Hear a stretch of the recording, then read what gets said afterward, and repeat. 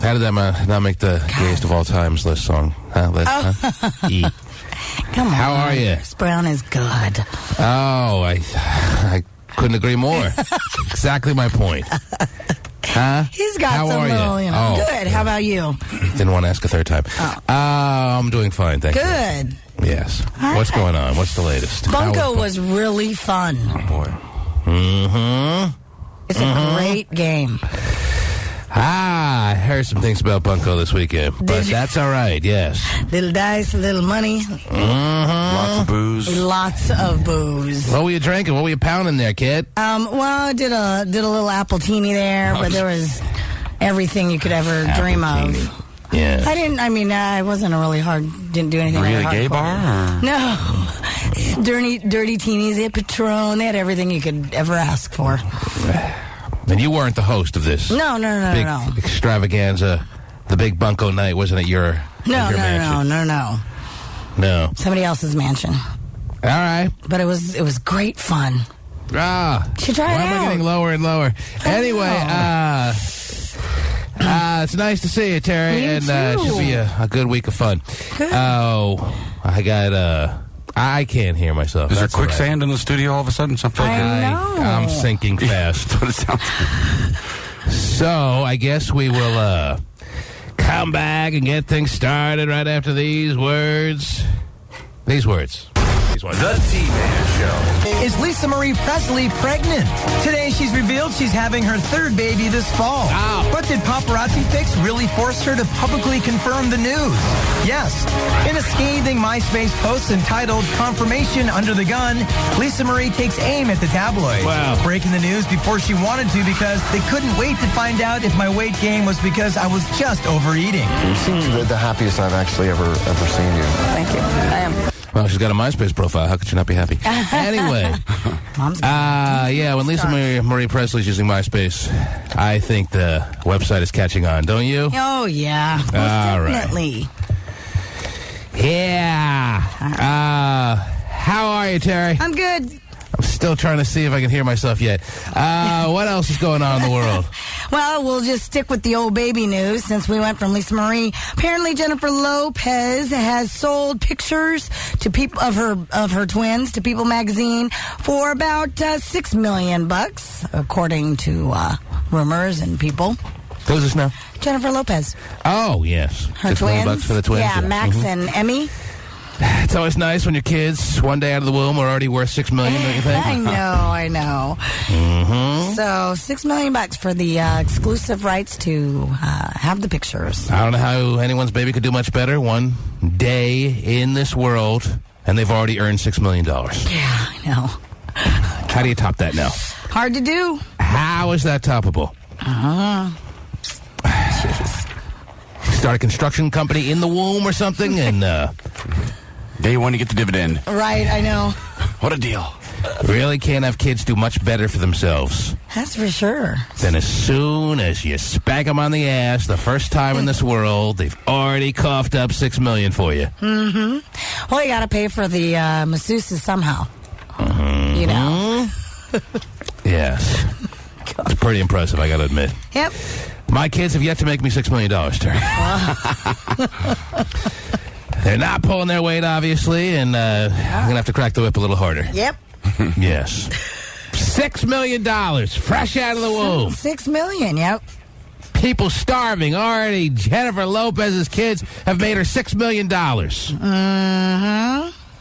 It's pretty cool. Yeah, I'd say so. Just nobody cares about privacy anymore, huh? No. Have a look. All you want. We're just a freak Now you're show forced pets here. you're forced into selling the pictures. You know they're going to get them.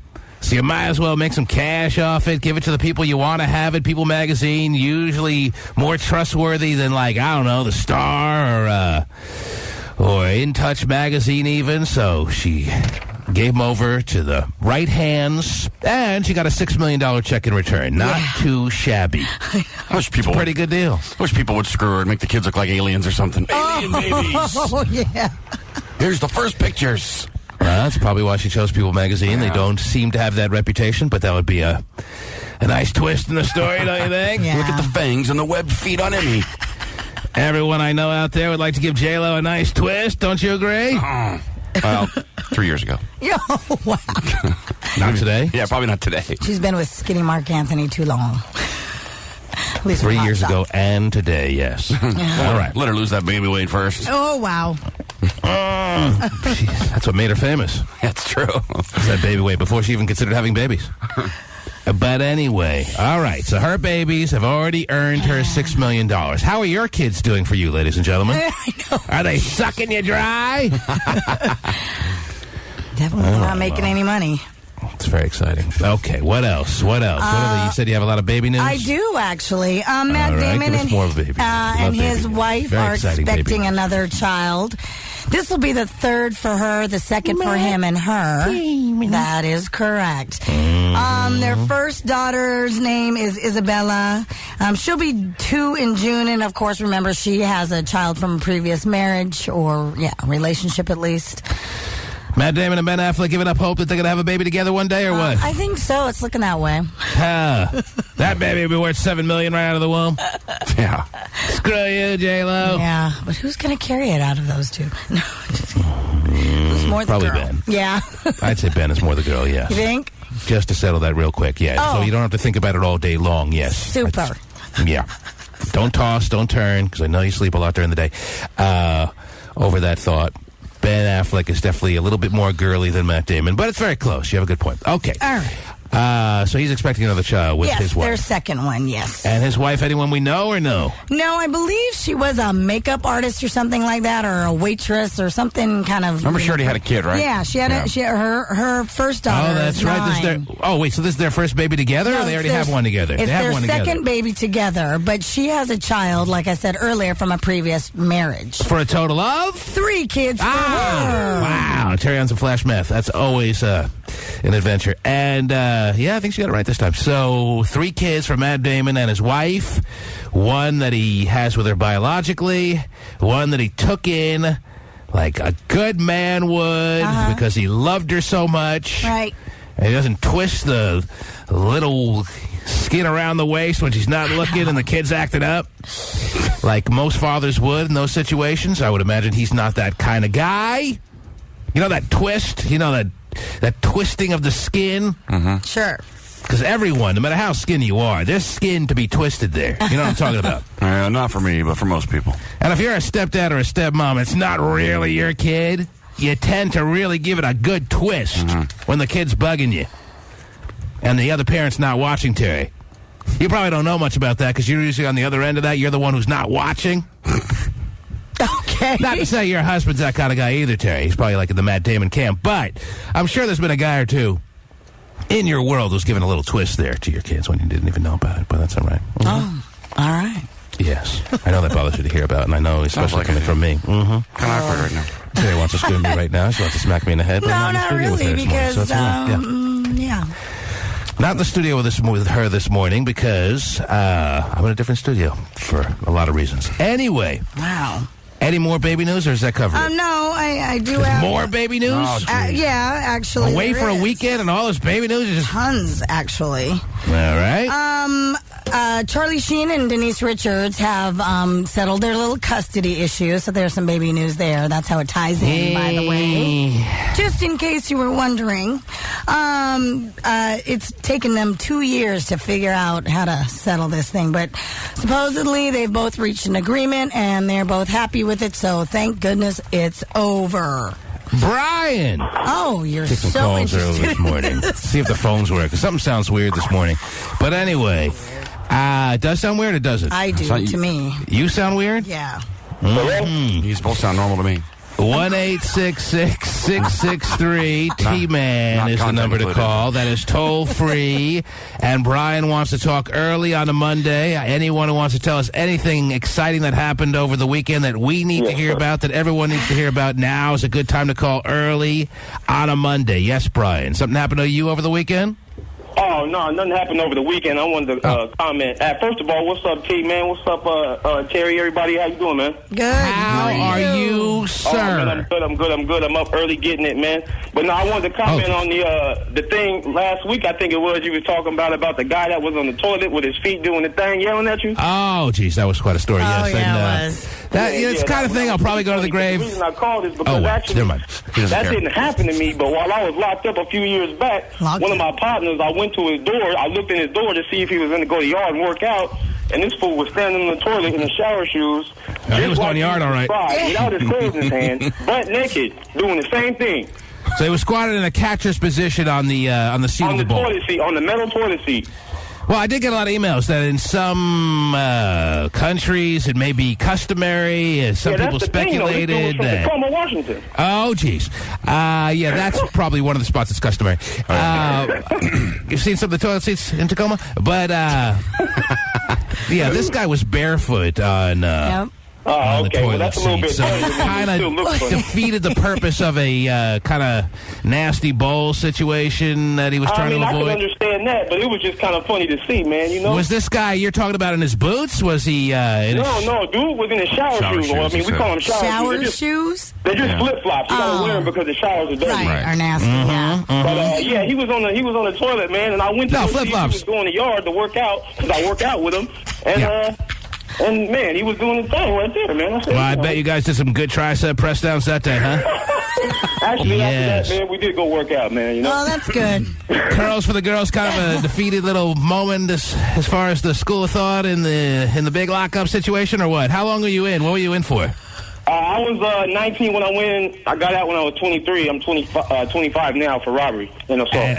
Robbery? Who'd you rob? Who'd you take care of? I was young and dumb, man. It was some guy that I knew from the past that did something to somebody I know. I heard about it, and then supposedly they say I robbed the guy. They say, but I spent a couple of years in lockdown for the supposedly. He was young and dumb. Save it for your. Convicted of it though, so yeah, save it for your future job interviews. I don't need to hear you were young and dumb. I understand. Good job. You learned your lesson. And you got what? You got a family now? You're just hanging out, or what are you doing? She has a daughter. I got a girlfriend. I have a cleaning business, a new construction cleaning business, actually, out here in Kirkland, man. Actually, I live in Kirkland. I got a condo in Bellevue. My mom stays there. I got a new construction cleaning company, man. I work, all around Seattle. All right, good job. Yeah, well done. Thanks, man. All right, man. Good deal. Thanks for checking in. There he goes. All right. Something still sounds weird to me. But anyway, we'll figure it out. Yep. Right? Yes, Maybe? we will. Maybe not. We always Probably wait. Thursday at 9:30. Okay. The T-Man Show. Was AI's first rebel rocker, Nikki McKibben, recently admitted to a psych ward? Yes. According to a police report obtained by Star Magazine, she was placed under 72 hours observation after friends called police, afraid she was suicidal. Nikki McKibben, you remember her, Terry? First season, American Idol? No, that was the one year I watched it from beginning to end. I haven't watched an American Idol season from beginning to end since then. Wow. But I did watch it from beginning to end in season 1 when Kelly made it happen, and now you got Nikki McKibben, they say, is suicidal, Terry. Wow. I mean, if Justin Guarini's not suicidal, no one has the right to feel like they are in the midst of such a crisis that they're considering taking their own life. I mean, if he's holding up, everyone should be fine. Yeah, I hear you should write a book called Not As Bad as Justin Guarini. Yeah. Yes. It's a motivational Even though his name is pronounced Guarini, just call it Guarini. It sounds even better. That's why he's so mad people keep pronouncing his name wrong. It's pretty sad that she had a nice run. She got a nice bit of fame and a big rush, I'm sure, when she was in the thick of it on American Idol. Now, a few years later, 5, 6, whatever years later it is, 7... she's gone into a deep funk, Terry. Yeah, sounds like it. Mm-hmm. Whew. No one knows who she is. I kind of remember who she is now. It's kind of like she was never even on. Terry Free has no recollection whatsoever. Everyone's got to Wikipedia her name just to see if there's a picture. Nope. She's got a rocker punk thingy kind of. Yeah, well, that's right? what a little rocker chick. Yeah, he just said that. It's not like you're remembering something, Terry. That's what the story just said. I know that, but I mean, never mind. Was AI's first rebel rocker, Nikki McKibben? Yeah, I think she's a rebel rocker, Terry. That's what I remember from the season. She was a single mom, too, I think. She was the first one, yeah. Yeah. That was the first one. Was AI's first rebel rocker, Nikki McKibben, recently admitted to a psych ward? Yes. According to a police report obtained by Star Magazine, she was placed under 72 hours observation after friends called police, afraid she was suicidal. Oh, boy. 72 hours observation. That sounds pretty serious. Yes. Did he stare at you for 72 hours straight? No. Did she kill herself yet? Nope. 2 more hours to go. Gosh. Well, that's pretty sad. I hope she's going to be okay. I do, too. We're all going to cross our fingers for Nikki McKibben, who we don't remember from a hole in the wall. But anyway, what else is going on this morning, Terry? Monday morning, mid-March 2008. Everyone perhaps is going to be an hour late to work this morning if they're going to work, an hour late to school, because I think this push-the-clock-forward situation caught everyone off guard more than most years. And most years it even kind of is a last-minute reminder thing. Oh, I got to do it tonight? Is tonight the night? Blah, blah, blah. I mean, so many people, when I was out Saturday night, had no idea that Saturday night was the night for pushing the clocks forward. Now, they're probably on point at this point on Monday morning. But you never know. I heard stories about people who had their alarms go off an hour late, as far off as the Monday after the Saturday was supposed to push the clocks forward in the past. I hear you. I remember I used to go to this construction job, and I picked up this dude and every morning to take him to the site, and I was sitting there outside his little apartment honking my frickin' horn, wondering where the hell he was, and he didn't push his clock forward. Oh, jeez. For 2 days. Not good. And I think this one caught more people off guard than most years, so I'm thinking there's going to be probably a handful of people out there who still have no idea that this weekend was the weekend. Right. Well, again, we talked about how early it was, so... Yeah, they made it too early. Yeah, no kidding. How much energy are we really saving? None. Come on. Oh, the planet is saved. We're so on top of this grain thing that, what's the thought? That it stays light later so you don't have to put the lights on in the house? Is that the deal? Right. Helps saves a little bit of energy. A little bit is better than none at all. Just to spite everyone, I'm keeping my lights on, not turning them off. Period. Balance everything. I mean, they say, okay, if they say it saves energy, I'm all for that, I guess. I guess. Know. I think they're overthinking it.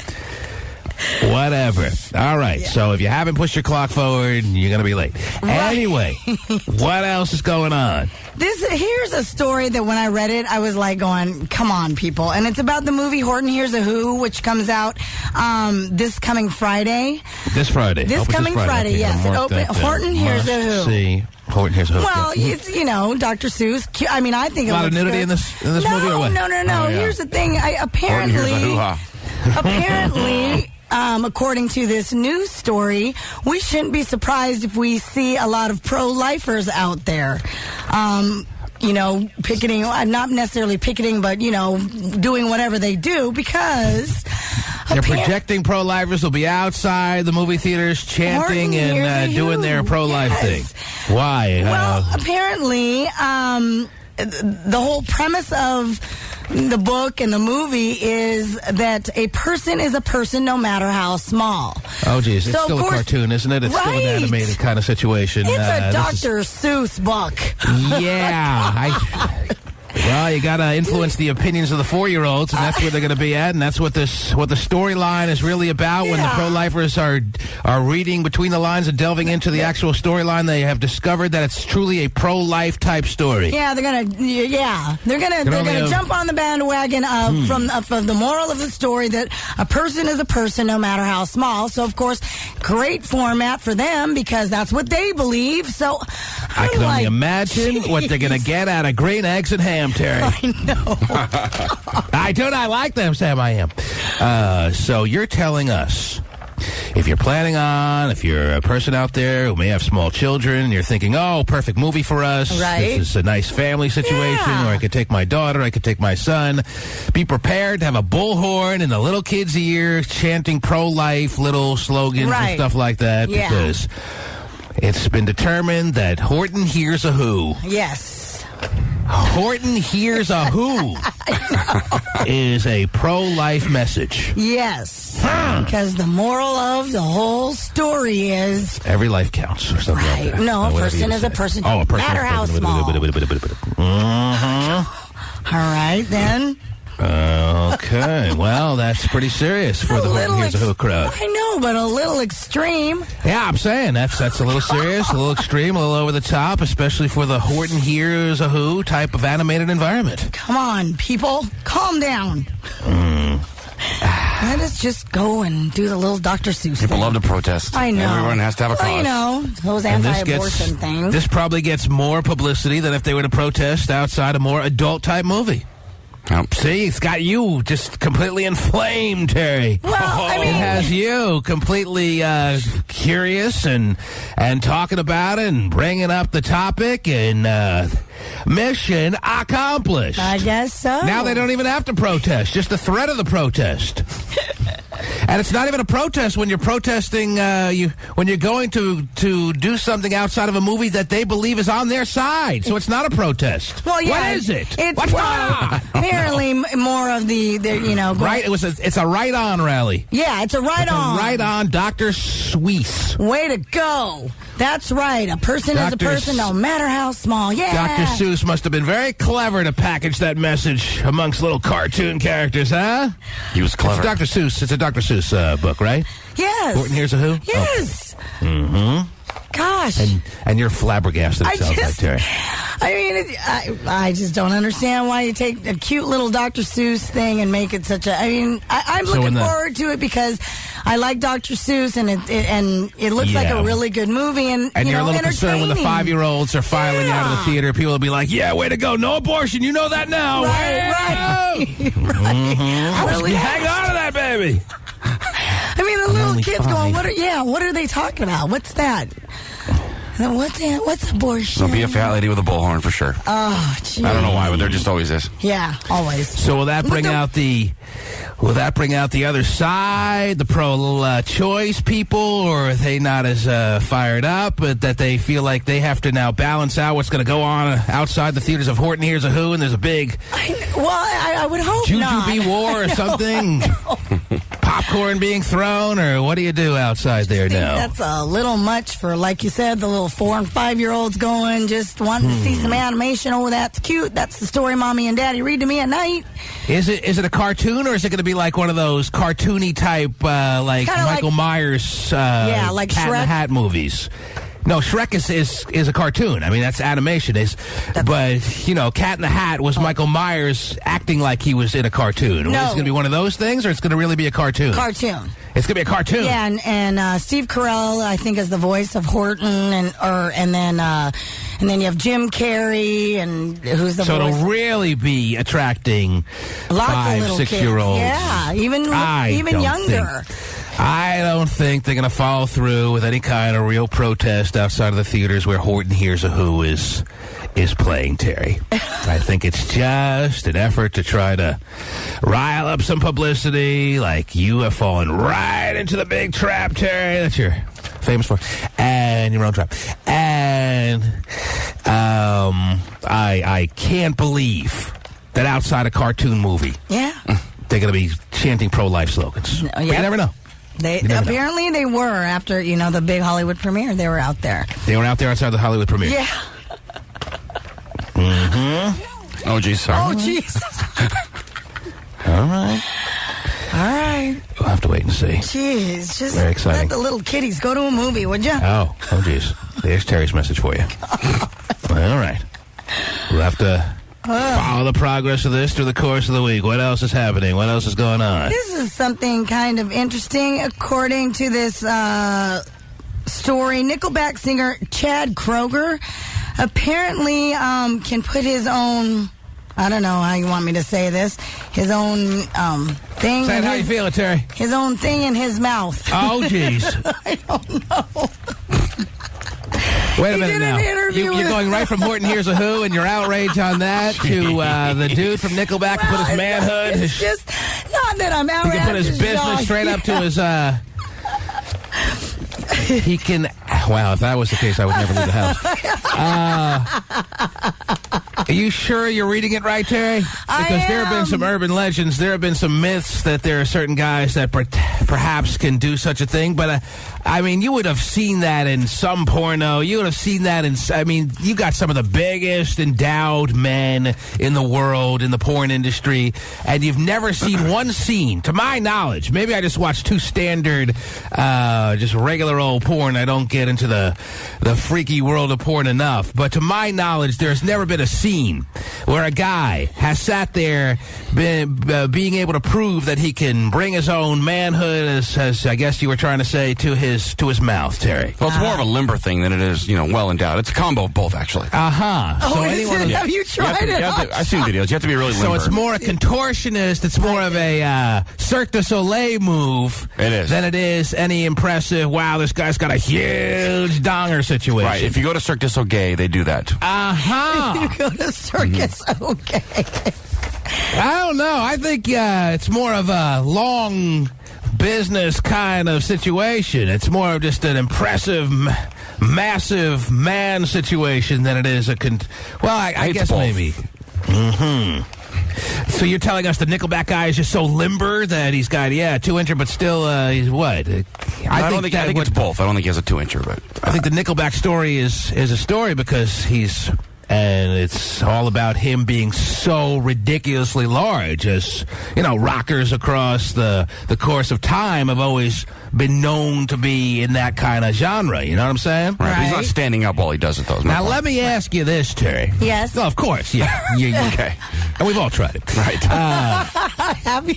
Yeah, I came up way short. Never tried it. Anyway. He discovered it when he did it when he was 14. That's when he discovered he could do it because there was he was way late for his first attempt, Terry. There was a dare out there for him, and on the line was a case of beer.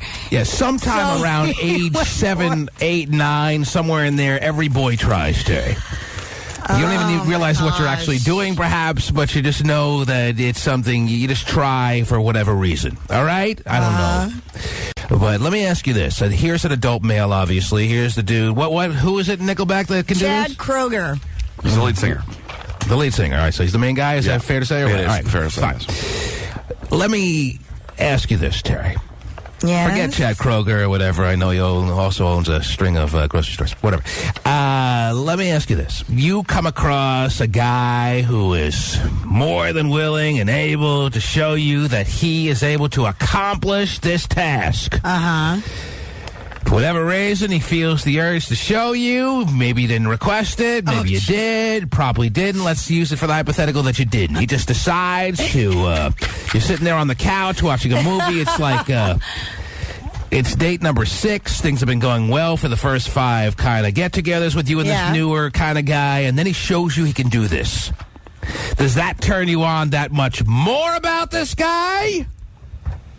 Or are you like, you freak? I've never been so turned off and grodied out and just weirded out by this whole situation. Or are you somewhere in the middle, Terry? Where do you fall in? Maybe you got caught off guard with this question. You need some time to kind of visualize this. No. Or maybe you just know this from first-hand experience. You've seen this a number of times in your life. I don't know. How did you know? No. So just so we can get that out of the way, has any guy ever literally been able to show you that he's capable of doing this type of situation in your life? Never. Okay. Never. So now we have to use your imagination, which is always an interesting moment. Yeah. Okay, I want you to visualize. If you have to close your eyes there on Cherry Cam, whatever the case may be, I want you to close your eyes and visualize you sitting. I picture you in a living room. I picture you like sitting almost Indian style on the... Indian they still call style? it Indian style? Yeah, crisscross. Right. Yeah, crisscross. Applesauce. Make it jump. Yeah. Mm-hmm. You're sitting there, and for whatever reason, you're just really kind of laying back with some dude. It's like 2 a.m. Maybe you smoked a little weed. I don't know. Whatever the reasons, you're just all comfortable with each other. Right. And all of a sudden, he just shows you. You didn't ask. The conversation wasn't really even on it. And he just shows you that he can do it. All right? Okay, Are you following me? Just sitting there, feeling it really good. Are you just needing to ravage him now because you're so turned on by this? Or is it more, are you leaning towards more of being grossed out by a guy who not only can do this, but for whatever reason decided to show you and you didn't even really want to know? I am so out looking at him going, you are weird and freaky and no. Really? Yes. It does not turn me on at all. No, okay. No. I'm out. I'm looking at him going, you're weird. Why would you want to do that to yourself? Well, I I don't know if this proves that he's always wanted to do it to himself. It's just something that he's able to do. It's just that he weird. wanted to share with someone that he's getting close to. Share, and he thought you would either be impressed / getting giggly over it, think it was he never really could get away with doing it in show and tell in 4th grade, Terry. So he's always just trying to pick the right spots to show people he can do it, and he was getting comfortable with you, as I said. He thought you might get a little turned on / kind of get a kick out of it, and that's why he showed you. He's not a weird guy. He's proving to you how talented he is. No, I'm out. You're weird. Oh, and also keep in mind, it's not me, Terry. And also keep in mind, I wish it was. Also really? Keep in mind, it's not. Seriously. In this case, it's not as much a contortionist kind of limber thing. It's more of a wow. The guy I'm sitting with here just finished watching a movie with on the living room floor. This mediocre-looking apartment is a real healthy, well-endowed man. That's what it proves. And yet you're still out. Yet you're so weirded out by what he just did in front of you that you're like starting the car, you're leaving, and you don't want him to call you again. Right. Hey, really? It was really nice. Had a good time. Gotta go. I just got paged or got a text from somebody. Gotta go. Wow. It's just a little weird to me. And then to be sitting there, but doing all right, and then all of a sudden he whips it out and says, "Hey, check it out." No, he already had it out. Check out what I can do. He already had it out for about an hour, and you were loving it every second up to that point. What was I doing? Well, we were just sitting there, and he just had it out. I don't know. You were if you were even with any clothes on, you were, I don't know, let's say half naked. He was sitting there in his boxers, and it was kind of hanging out the pee hole, and all of a sudden he just decided to show you, Terry. Are you going to tell me now? Speak for the majority of women. Do you think most women would agree with you, or most women would be turned on? Or, I mean, you probably are speaking as if you're the average woman. Are you going to say... I don't think that a lot of women would truly think that is really cool. I don't think they're going, ooh, that turns me on. They're not impressed. They're not entertained by it. They're not having a quick little laugh over it. Well, they're not turned on by it. I don't think they're turned on. I think, yes, there are going to be some who are like a little entertained, definitely intrigued, and kind of like, wow, impressed to some extent. Turn on, I don't think it's a big, ooh, now I got to ravish you because you can put your dilly in your mouth. I don't think that's where they got the dilly bar from. I don't. Wouldn't that take the pressure off you a little bit, Terry? It would. You're right. You're right. It would because you're telling me you don't think the average woman is not thinking to herself, "Wow, I am with a guy who is that big. Oh, wow, I got to make sure I am able to keep him around. I got to go the extra mile now with this guy because I'll never find a guy like him again." You don't think the average girl is turned on and thinking those thoughts? I don't. I really don't. He's sitting there showing, watch this. You're telling me. No, I think they're looking at him going, wow, you're really doing it to yourself? Ugh. He's not actually doing anything to himself. He's just showing you he can. He just takes a second to show you he can. He's not spending like the next 10 minutes making you watch him. Don't get me wrong. I just want to make sure we're clear on that. Right. He's just proving to you that he can. Like the Nickelback guy you said can do. I can't believe that. There's a mainstreamish kind of guy who was shown, because we got callers now saying they have seen this kind of situation in certain pornography type situations. Like Ron Jeremy once showed that he can do it. Someone is on the line waiting to say, I appreciate someone calling with that kind of confirmation, but I don't know of any scene like that, but I believe that it probably is true. But a mainstream guy, not that the Nickelback guy is as, totally Mr. Just Joe mainstream, but he's a mainstream kind of guy in the grand. He's not in the porn world. He's not some freak. He's not in some Cirque du Soleil show. He's more of just a regular kind of guy as compared to those kind of examples. And he can do it. So apparently there must be other guys that can do this. Right. And the women that come across these guys, they're not going to be turned on. They're going to be freaked out more than turned on, is what Terry Free is saying. Wow. Yeah, and in fact, by the way, that some of a couple of ladies in the Tari Cam chat room are saying it's one thing if he's just got a big one, but to show that he can do that, they're not so interested. But he just shows it for a second. Again, I want to make sure we're clear on what show means. He's just sitting there for a quick second, showing you, proving to you that it can be done. He's not then saying, hey, just chill for the next 15 minutes as I finish myself off here. He's not nothing like that. Why don't you go make a sandwich or something? Come back in like 10 minutes. If only you were this good or even close. But see, I think that's kind of... that may be the thought process for the ladies involved. Yeah, it's kind of interesting that you can do it, but then you're like going, if you can do it and you're impressed with yourself that you can do it, maybe you're a little too impressed and you might follow through with the whole you know what? He's process. Not really impressed with himself. He's just showing you because he thinks you may be. He's showing you because he thinks maybe you'd be impressed and you should be honored to be with a guy who could do such a thing, who's that big that he can do such a thing. I'm not impressed and I'm not honored. There's plenty of maybe websites. Honored's a strong word, but it just kind of... There's plenty of websites if you want to check it out. You can find it. If you had any doubt how big a guy he was, he just put any kind of doubt you had to rest by showing you he's able to do that. That's all the message that he's trying to send that's being sent there. I understand that, but also the other message is, well, if you can do that, plus you have your own hand to do stuff with too. Why would you need a woman, period? I guess. I don't know. Oh man. Because the great conversation we've been missing out on. Because you enjoy yourself way too much right now. He's not proving or trying to show you how much he's able to enjoy himself. That's not the message. You're still stuck on that. My gosh. Can a guy show off for a second and not just be... All right, listen. I apparently have to take a lightning poll. Oh, jeez. I think you do. I may have to take a quick race to 5 women's consensus. All right. An all-female lightning poll. Now, here's the scenario, in case you're still confused. All right. I'm going to give everyone out there the same scenario that I just gave Terry Free.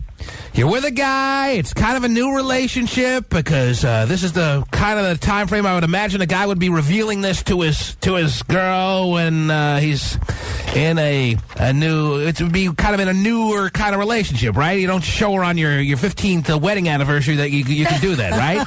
You show her like the third or fourth night you're hanging out, right? When do you show a girl night, like? Really? When? The first night? When do you want to show her? No, I definitely don't want to see it on the first night. If it's not the third or fourth night, then it's earlier, Terry. It's not going to be much later. When do you show her? Like in the... All right, go with the third or fourth. You're thinking more the 4 to 6 month anniversary of you going out, or what? Yeah, I think you need to kind of spring that on you, the woman, when you're a little bit more, solidified in the relationship. Oh, this is what solidifies it. Anyway. I'm solid. Don't you worry. I think that anything prior to that, when it's still a little on the fence of where you guys are going, is a little. See, you're still going on the thought that this is a scare moment. That this is just a weird. You asked me, do I think it's weird? Am I out? And I said I think it's weird, and I'm out. All right, and that's what we're trying to discover here. Okay, I'll tell you what. Let me step aside, because I don't want to get too far behind. This is a very important moment on the program. Oh, yeah. This is a landmark moment in the history of the show to try to figure out where women stand on being shown the kind of talents that men can have. This has got to be considered a talent in some sense, Terry. I guess it doesn't involve much, but... Well, it's definitely, you're pretty big and flexible type thing, sure, but it's anything that less than 1% of the population could do has to be considered a talent, right? Or you just can still consider it some just kind of freak act. Anyway, whatever. That's what we're about to find out. Let me step aside. When we come back, we'll readdress this, so to speak, and we'll figure out where women stand. Are you more turned on by a guy who's able to show you this?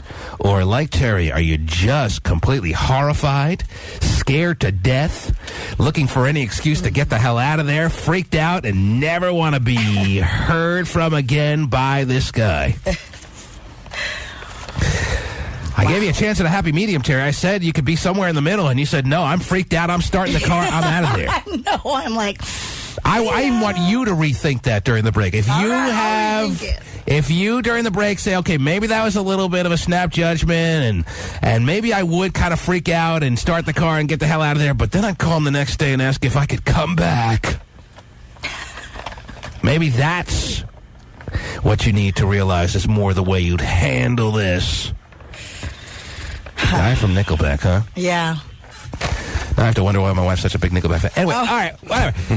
We'll figure this all out right after these words. I knew that band sucked, but I had no idea. The T-Man Show.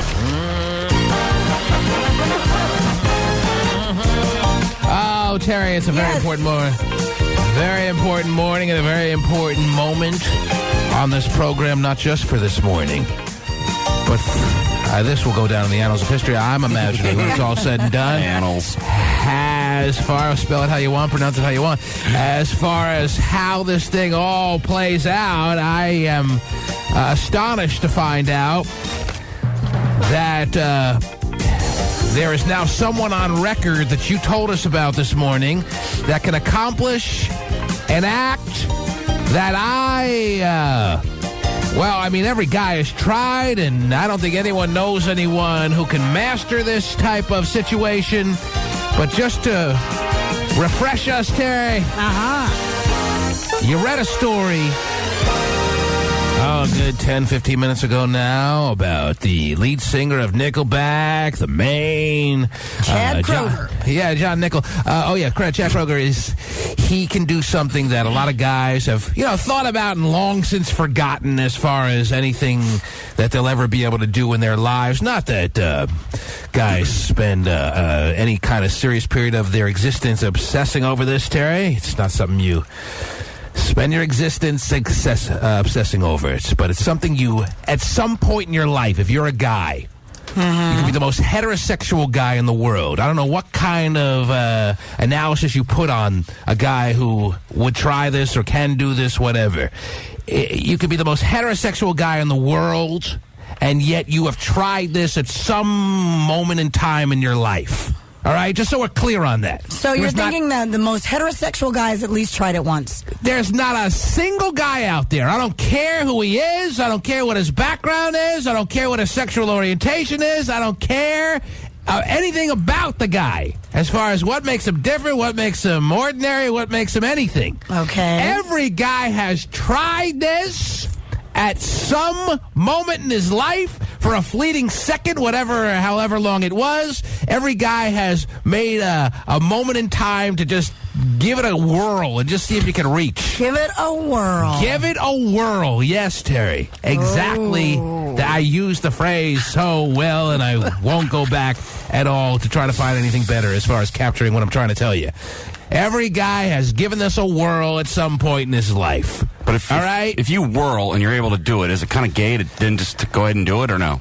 If you whirl and you're able to do it, and then you make a whole life kind of obsession. I told you very frankly, if I was able, when I gave it a whirl, if I was able to make it happen, I don't think I would ever leave the house. But if you give it a whirl and you then just enjoy it so much that you become obsessed over being able to do it, then I don't know what that makes you. I really don't know if that makes you more leaning. If you're wondering about sexual orientation and how much you love taking care of yourself in that way, if you're able to do it, what it makes you, I don't know. I have no idea, because I gave it a whirl and I realized I wasn't even really close. And I don't think that I got any size problems, Terry. Oh, and okay. Yet, I'm not saying you do. it wasn't like, if only I could stretch a little more. Yeah, I'm saying you got to be pretty limber, and I did a little research during the break. It seems the most popular fashion is to get back up on your shoulders and get your legs over your head a little bit. What? In case you're all try it at home. That seems like the most easy position to do it. I didn't even think of that one. Maybe I gotta go back. Oh my gosh! I gotta go end the show early and give it a whirl. The maid comes into your hotel and you're leaning up and legs over your head. If you're able to do it, and as I said, it wasn't like I was within millimeters or even centimeters, Terry. I was a good couple of nice bit of room between me and being able to do it. You know what I'm saying? So I long since have forgotten about this. But every guy, my point is, every guy has tried this at some point in his life. Now, can you what? I was going to tell you that the Terry Cam chatters disagree with you on that. Oh, well, they're wrong. Anyway. Okay, just letting you know. Every guy has tried it for whether it's a couple of seconds, a couple of minutes, a couple of hours. More likely, the average guy has just tried it for a couple of seconds at some point in his life. Okay. All right? To see if he could reach. All right? Usually happens, believe it or not, around 8 years old when you're not even sure what you're doing. But you just know there's something down there. You got a mouth. Blah, blah, blah. Anyway, here you have told us now, just as I said about 15 minutes ago, lead singer of Nickelback has proven time and time again that he has these capabilities. Yes. Yes, ladies and gentlemen, the lead singer of Nickelback, according to Terry Free's story this morning, is able to take his situation and then lower his mouth, and he's able to reach with little difficulty, if at all. Is that what you're telling us, Terry? Yeah.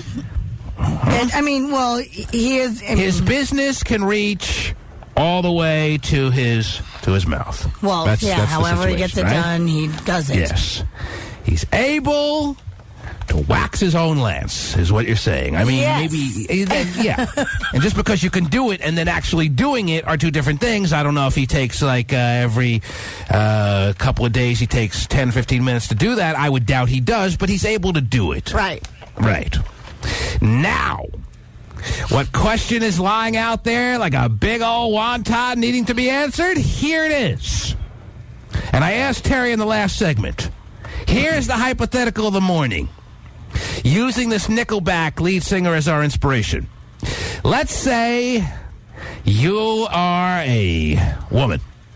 Can you get in that mode, Terry, for a second? Hold on, let me figure it out. Okay, woman. Morph yourself into a woman right now. Okay. You're a woman, and all of a sudden, you're with a relatively new guy. You're hanging out. You just watched a movie. You've already had sex. And, because, let's keep it real, you are then just sitting back, just talking. Can't believe he's actually interested in what you have to say. But wow. He wants to talk to you. You guys are having a nice conversation. Then all of a sudden, he gets a little goofy, and he shows you that he can do it. He shows you that he can take his head and lower it right to a situation with little to no difficulty. No problems. He can do it because he's that big. All right? That's part of the hypothetical. It's not because he's that limber. Yeah, he's kind of limber, but it's more because he's that big. He's really a massive man. Wow. All right, you following me here? Got it.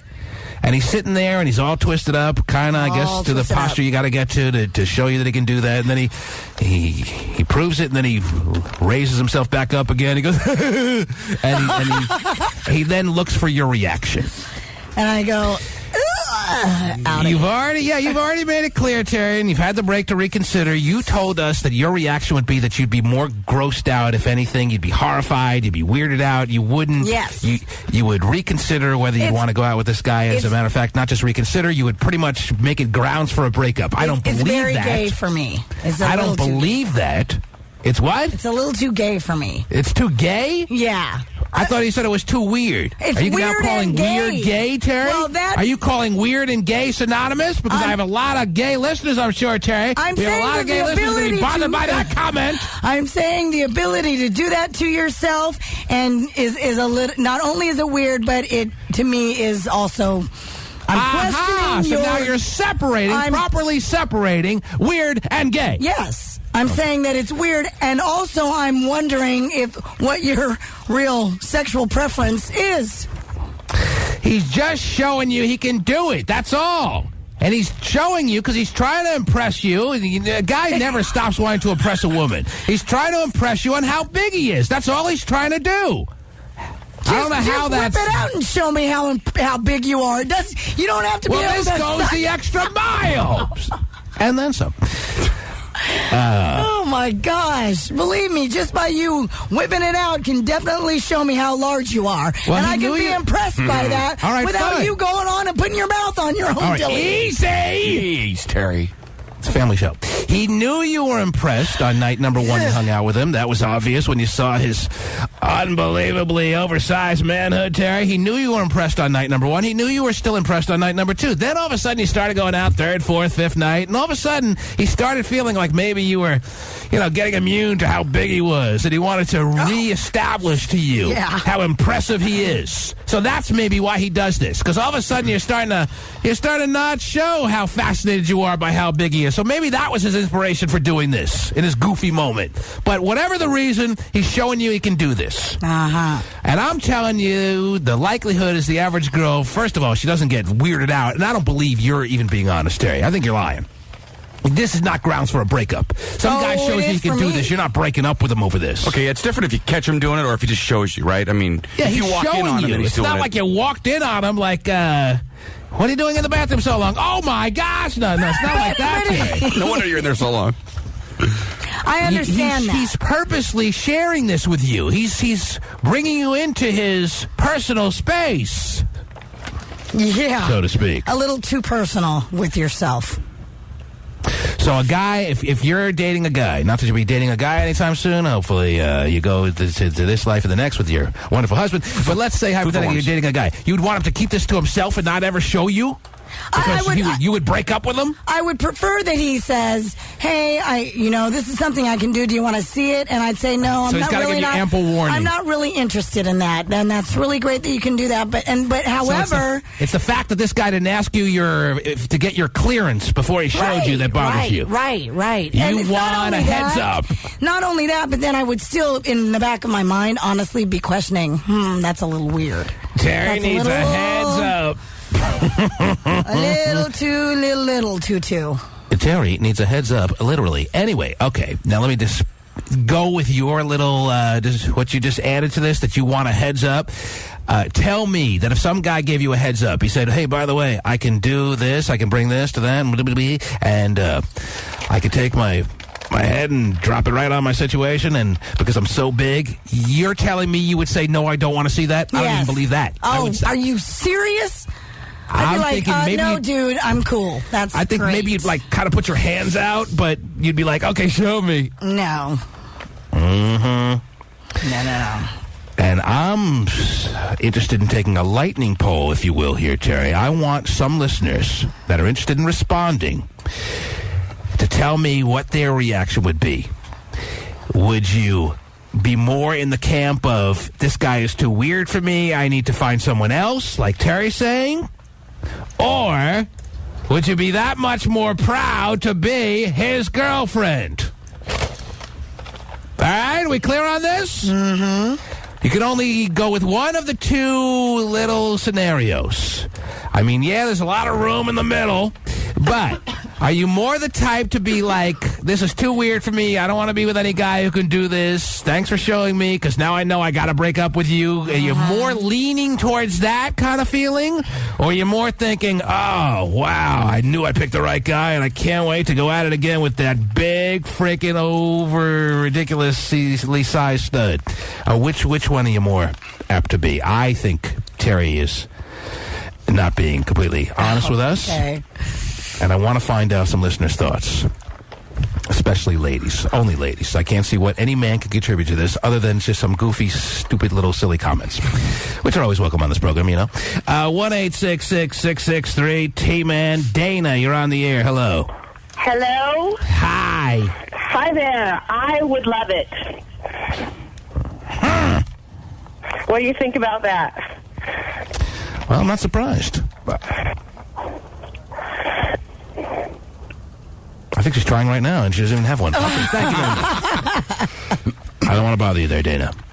1-866, that's all I really needed to hear. If you didn't have anything else to add, that's wonderful. It's more or less just a quick little lightning poll. Would you be like Dana, who would be asking to see it again, see that kind of talent displayed in front of you again, or would you be running, screaming for your life? Terry would be absolutely screaming for her life. Somebody help me. I'm with a freak. And I didn't know it. Whatever. Definitely think it'd be weird, and yeah. Alana, you're on the air. Hi. Hi. I'd be like Tari. That's disgusting. Well, again, is it disgusting just that he shows you that he can do it and that alone? Or, I mean, why punish the guy? Why penalize the guy, if you will? Because he shows you that he can do it. Why would he want to show me? That's nasty. Yeah. All right. Well, interesting. Thank you. You're welcome. Thank you very much. Mm-hmm.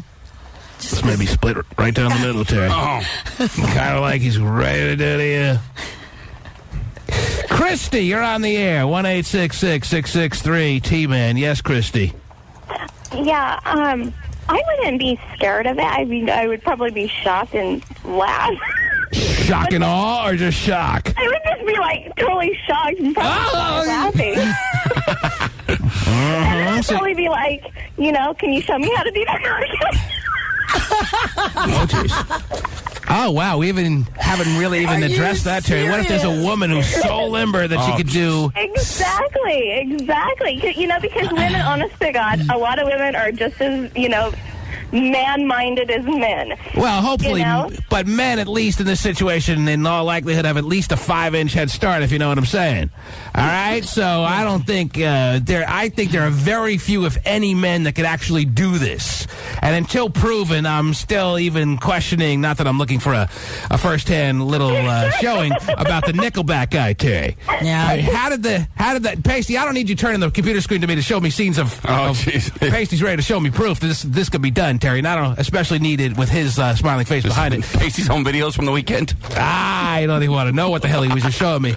But, Terry, what made it so that this Nickelback story became public? What did he do? I told you he did an interview with Playboy, and he just revealed what he can do because apparently... Well, isn't it then Playboy's responsibility as a magazine that's a little bit more racy through the annals of history, Terry, again I said annals, that they then go to the nth degree to make sure they're not deluding their readers and have the Nickelback guy prove it, or what? I mean, any guy can just say that. How does he just get away with saying it in the interview, and then they don't have him go on to... Did they have him go on to prove that he could do what he said he could do, or what? Well, are they going to take pictures of it? Is that what you're asking? They don't have to take pictures, but at least there's some reporter out there that has confirmation. Well, I'll have to read the whole interview in Playboy. I only have a little blurb of his little special talent that he has. And that's about all I can go on. He said to the Playboy interviewer, in the Playboy interview on this dude, he said that he can take a situation and bring his mouth right straight to it. Right. And he discovered this because he did it on a dare when he was 14 because there was a case of beer on the line. So and then it goes from there. Christy, you getting all this? How often he does it? I am getting this. And this is something that you'd be fine with.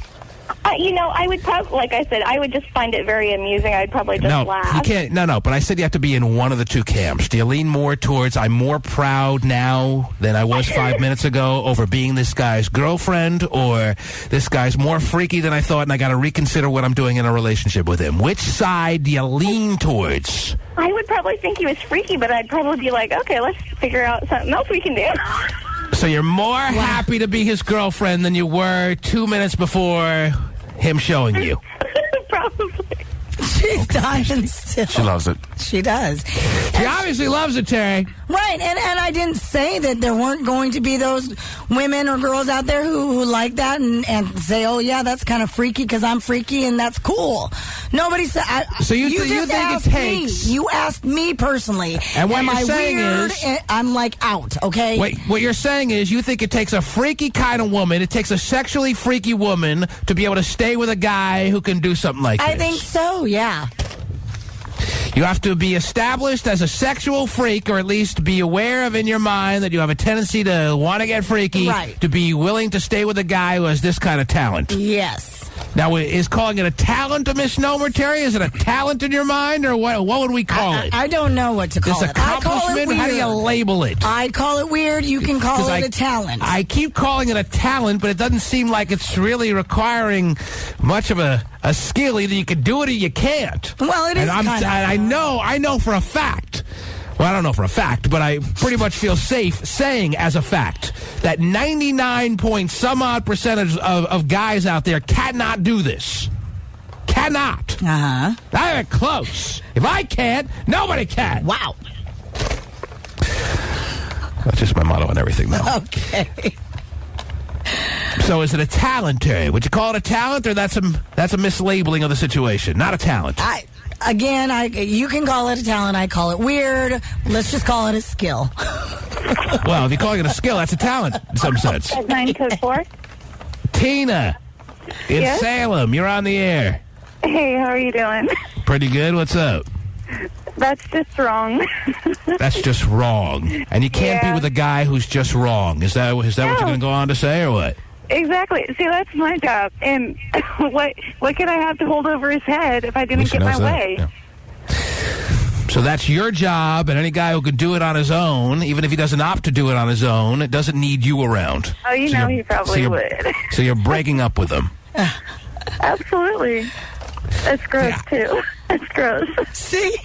So you're grossed out over the thought of a guy who's capable of doing that. Yes.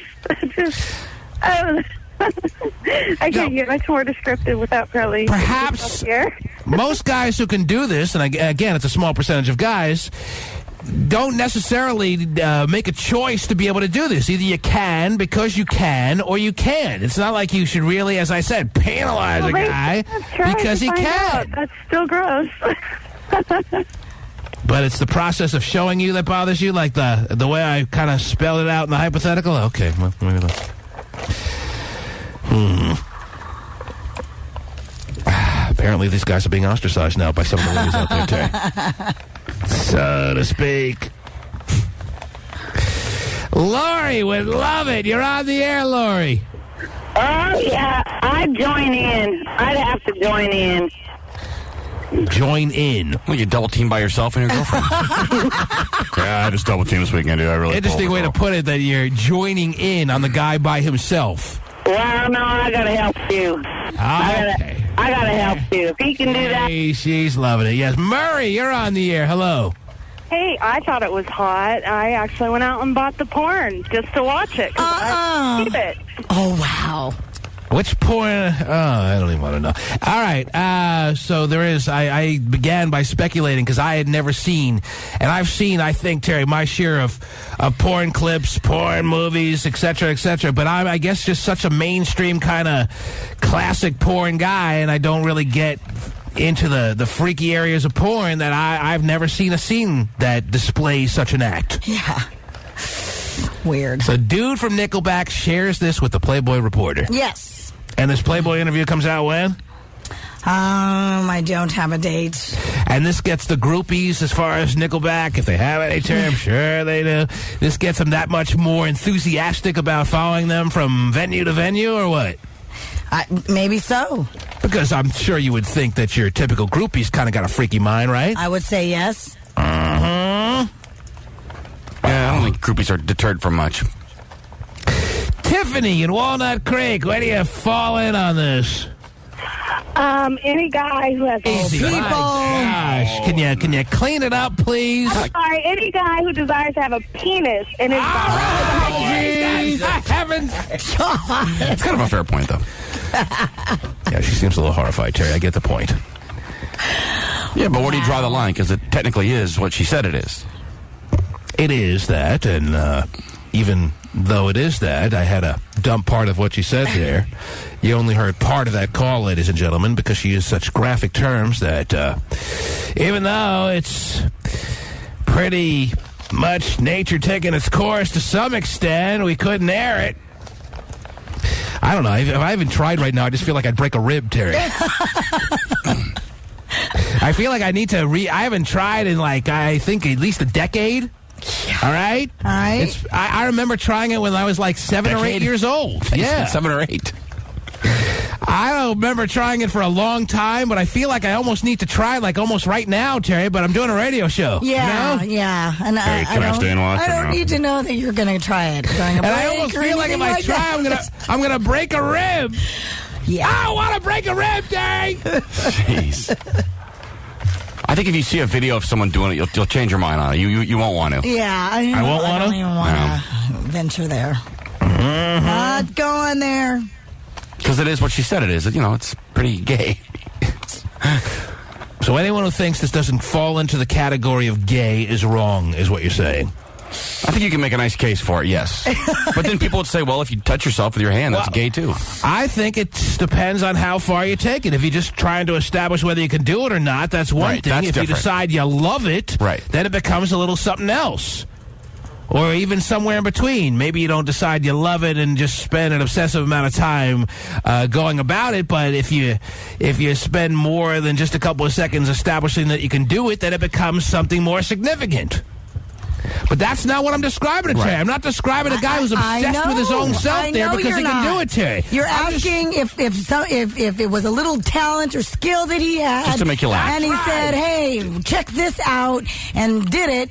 What would I be grossed out, weird, what? And I told you where I stood. Just trying to lighten the mood. That's all he's trying to do. Not that the mood needed to even be lightened. He's just feeling really comfortable with you, and he wants to show you what he can do. Not realizing that you're going to break up with him a couple of seconds later. Yeah. Because you're so non-freakish. Well, truly, no, I'm not a really freaky person. So maybe that, I believe it or not, I am. You had your run. Denise, you're on the air. Denise, hello. Yes, you're on. I got to go with Terry on this one. I think that's disgusting. I'm surprised that the majority of women out there are calling up with this kind of response, Terry. It's not okay. It's not. And yet, Denise, all he's done is shown you that he can do it, and you're horrified by this? Horrified, man. Why horrified? Horrified. No. Why? He can do it. I'm not going to... I really don't know if I would break up with the guy, but I just hope he doesn't do that ever again. You feel completely weirded out by the fact that you just saw what you saw. Yeah, it's like, why does he need me for then? Yeah. That's what did I not say something like that? It's good to know that women think like, that's... I don't like looking at you. I just might as well just get a pet or something. Looking at his own stuff. It just, to me, it's just a little too, you're just a little too much into it. It's not okay. It's not just a little too much treading on your turf is what you're saying? Well, we know that's my job. That's not what he was trying to convey, by the way. I understand. He's not trying to convey, hey, you're off the hook, by the way. Here, check it out. You're off the hook. Finally. He's not saying that. He's not letting you off the hook for the rest of your life because he's showing you what he can do. He's just showing you what he can do. That's all. I understand that. It's just a little too weird. A little too. Little too weird. I'm not into Candace. Should I make Candace the final call on this, Terry? Sure. We pretty much. I have to admit again, Terry, that it seems the consensus is women are weirded out by this, and I'm a little surprised, especially the way I spelled out the scenario, Terry, where all he's doing is just showing you can do it, and he's being punished for that. Candace, you're on the air. Hi, how's it going? Pretty good, Candace. So I think if my boyfriend showed me that he could do it, then I would be amazed and then tell him that he could do it on himself so I don't have to do it anymore. Oh, my God. All right. She does want to get off the hook, Terry. She likes the idea of getting off the hook. Lazy. All right. There you have it. Congratulations to Nickelback, dude. Fascinating. It is really fascinating when you think about it, Terry. It's definitely, yeah. Mm-hmm. Sure, if you want to use the word fascinating. I'm sure there's some people driving to work right now, giving it a whirl themselves. Oh, I can't even put my shoes on without my face turning red. Be safe in your transportation to your workplace this morning. Don't get a little over-aggressive. There's always time later in the day to try at a more appropriate hour. Yeah. Can't even reach my cell phone when I drop it on the floorboard. Much less do that. I'm going to pass out trying to get my cell phone. Men do lose their flexibility as they get older, Terry. Now, how old is this dude from Nickelback? He's about 30, late probably. 20s? Yeah. 30? He looks older. He looks pretty weathered. He looks pretty weathered? Yeah. He's not a handsome man. Yeah, they've been around a while. Yeah. Yeah, he's not a handsome man, so maybe this is... That's why you can't just throw that out there and just then let the reporter just let him off the hook like that? Yeah, I guess so. Like I said, it's just an interesting little blurb from the upcoming, interview. Yes. So he doesn't have to do it. He doesn't have to do that anymore to himself. He can. There's plenty of women that would do it, I'm sure. Even though they suck. I mean, he would still find a woman that can do it. Right. All right. Well, then there you have it. That's where we'll leave it. Being able to address your own situation. Yeah. There's our discussion on that for the morning. I'll be taking yoga later on this afternoon. I could say the founder of Wikipedia, Jamie Wales' dirty laundry is being aired out on the internet. Oh, my God. Wales' former girlfriend. What kind of voice does this guy got? I don't know. Weird. Where are we getting these audio stories from lately? He sounds like a real trained professional. You could say. He's from a broadcasting college.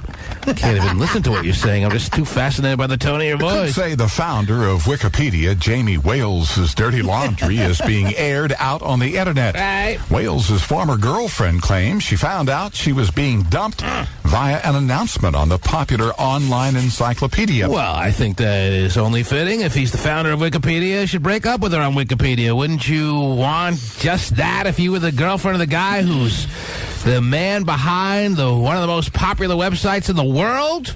Sure. Wouldn't you feel shortchanged if he told you to your face? Yeah, probably. Put it on Wikipedia. Wales' former girlfriend claims she found out she was being dumped via an announcement on the popular online encyclopedia. And on March 3rd, 2008, I broke up with my girlfriend. Just so she knows. Wait a minute, that's me. Rachel Marsden says it was such a classy move that I was inspired to do something equally classy myself. Wow. Now the TV personality is selling clothes she claims Wales left at her apartment on eBay. Oh, this is really mature. Okay. Oh, my goodness. So, dude who founded Wikipedia was dating some woman in, what was she in? She's in some form of entertainment, some form of the media. News lady, I think, or something. She was a news anchor of some sort, and he broke up with her by putting it on his Wikipedia page, and now she's selling his stuff on eBay. Sounds like typical high schoolers, but even better. Yeah. Wonderful. Pretty mature. Is his shirt still on there? Let's go see how much it is. Maybe I'll buy it. Uh-oh. I don't even think he's making that much money off Wikipedia. Is this guy rich off Wikipedia or what? For some reason, I think his website isn't like the MySpace world, isn't like the YouTube founders that got rich, the Facebook guy who's one of the richest men in the world now, the youngest billionaire in the history of the planet. I don't think this guy got as rich off Wikipedia as the others for some reason. I don't know what the loophole is, but I don't think he is like a billionaire or even close. Right. I could be wrong, but I think I remember hearing that somewhere. For some reason, he can't sell his site or something like that. There's something too mainstream about his site that he really can't take full ownership over it or whatever. So, I don't know what it is, but I'm sure he's got a lot of money. Anyway, I'm ready to hear your next story of the morning, Terry. I can only imagine what it's going to be at this point. Oh, really?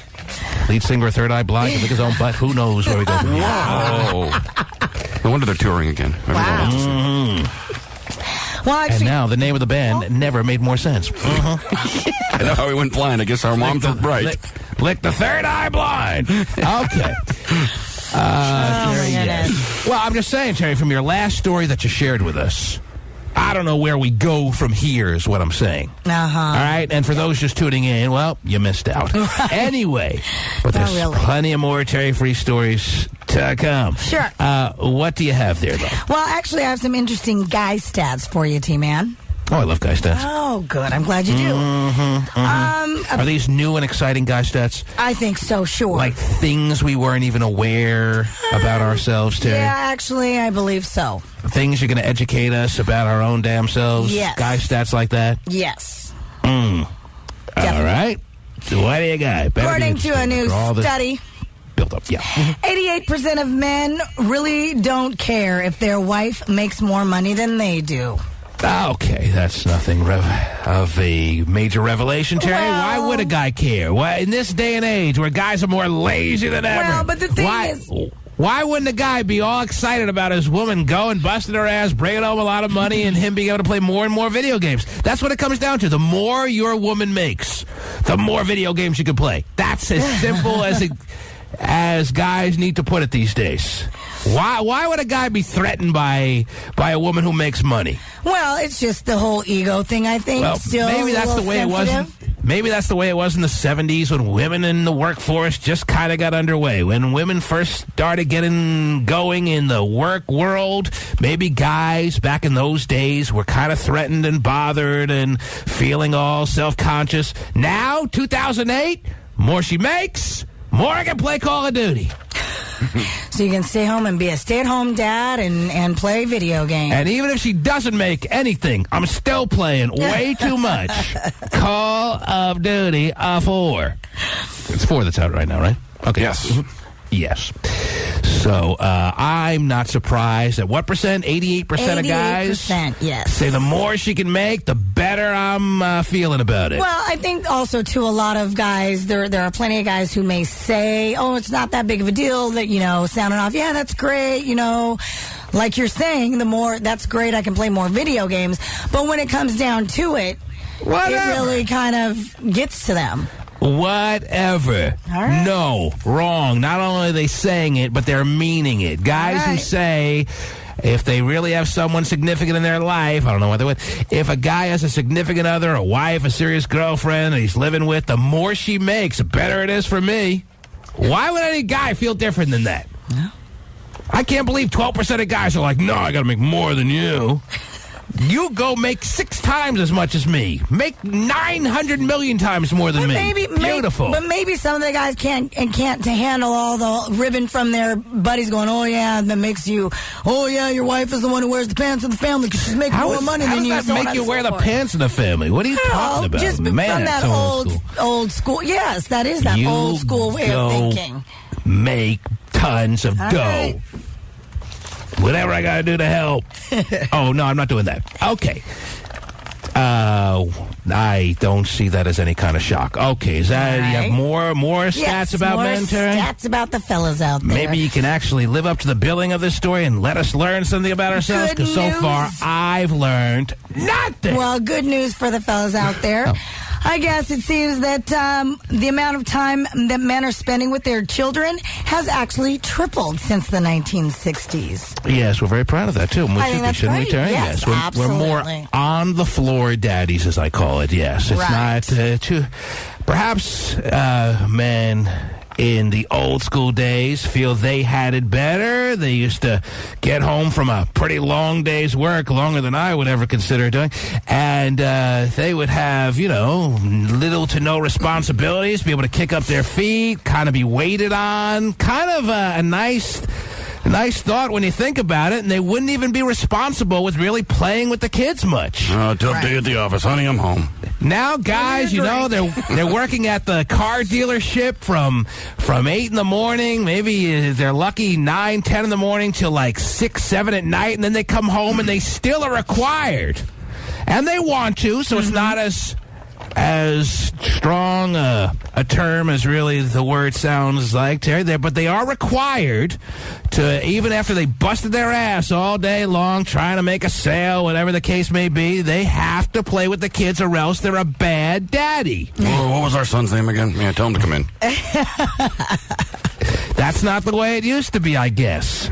But it's the way it is today. Women expect their men, no matter how hard they work, no matter how much they're busting their ass, and let's be honest, most men are not busting their ass, really. As much as they're doing, they're still required to come home and play with the kids, and they want to anyway, Terry. Yes. But even when we were kids, you didn't expect your dad to play with you, right? Never. My dad never played with me. I know. He never expected that. And when he did, a couple of seconds he did, it was so awkward that he went right back to watching TV. You can just tell he's bored out of his mind and he hates you. I remember my parents bought me like this toy, like this hotel, like this Holiday Inn, like a little, take the little people, you run them around the hotel, and he's taking a dump, and you do all these things with the little people in the hotel. My dad came in to play with me. It was just so weird. And I could tell he wanted to just be done so quickly. I'm like, don't even bother. I don't know any favors. Go watch the ball game. It was like, but that's apparently not what's going on today, according to Terry's study. I think that's great. More of the soft, fruity generation of kids. Too, what's guys are more comfortable playing with their kids, and they're just playing with their kids more in general. They're on the floor more with their children. Right. Realizing that, yes, as a father, you need to actually partake in your child's life. So the question is, it's a good thing. Not only that, though. That's the question. Aren't we great, Terry? Yes. Come on, give it up. You're right. Aren't men just fascinatingly wonderful? Oh, so yes. Okay, thank you so much. The other thing, too, that they also found out in the study is that not only has spending time with your children tripled, but men are doing twice as much cooking, cleaning, and other household chores than in the past as well. Then that's up 15% in the 60s. Maybe you're right about the soft, fruity, candy-centered guys. So doing more cleaning, are we? Yeah, cooking, cleaning, laundry. That's great. And yet, what has it done for us? Women are more agitated by men than ever before in the history of mankind. Women are more fed up with their men than they ever have been. So for all the strides men have made as far as being better players with their kids, about being more active in their kids' lives, about being more responsible as far as the duties around the house, what brownie points has it earned us? Nothing. Women are more thinking guys are losers and good-for-nothings more than ever before. Where's the credit, Terry? Where's the credit? I'm hearing all about these guys with doubling over and giving in a lot of cases to doing things that their dads didn't do. Now, I'm hoping that most men are doing this voluntarily, but there are guys that probably don't want to, but know they have to. Oh, I got to fold the laundry and I got to do this. Does it earn them any brownie points, Terry? Yes. Does it earn them any credit? I think so. I give points to my husband. Women are more just nagging. Not my wife, is she listening? And more just over the top with their criticisms than ever before in the history of the world. Tell me I'm wrong. Are women criticizing men more than ever? Yes or no? That they just nitpick at everything guys do wrong more than ever? Yes or no? Yes or no?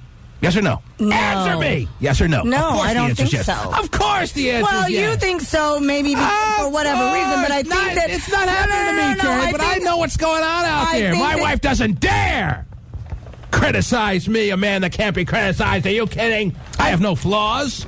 I think that what women get all nitpicky about is actually finding the man who's not afraid to, partake in household chores and things like that. Well, you're saying all the men out there are just that. That's what you're telling us. The men are all doing they're making these things. An incline as yes, they're starting to do it way more, sure. As soon as you get involved in a relationship and you move in together, you split the household chores. He's folding. She's maybe doing some dishes. He's drying. If you don't have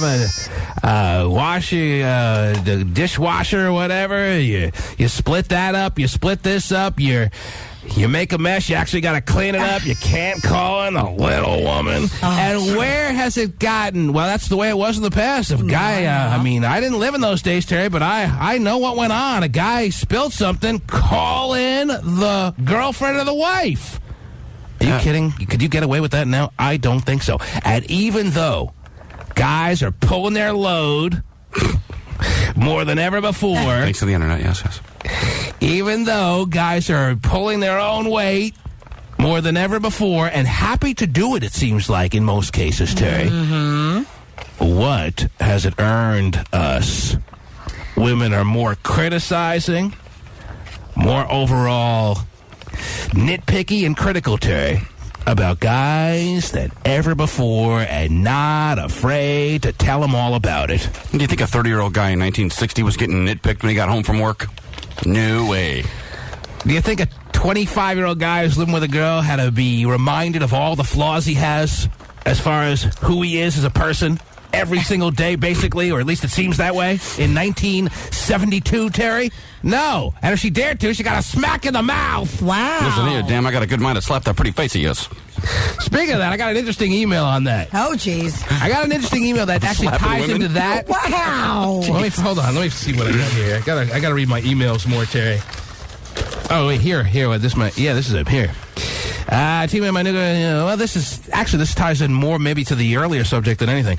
T-Man, my new girlfriend told me the other night that having sex with me was better for her than doing it with her ex-boyfriend because he was too big for her. Wow. It is all about fit.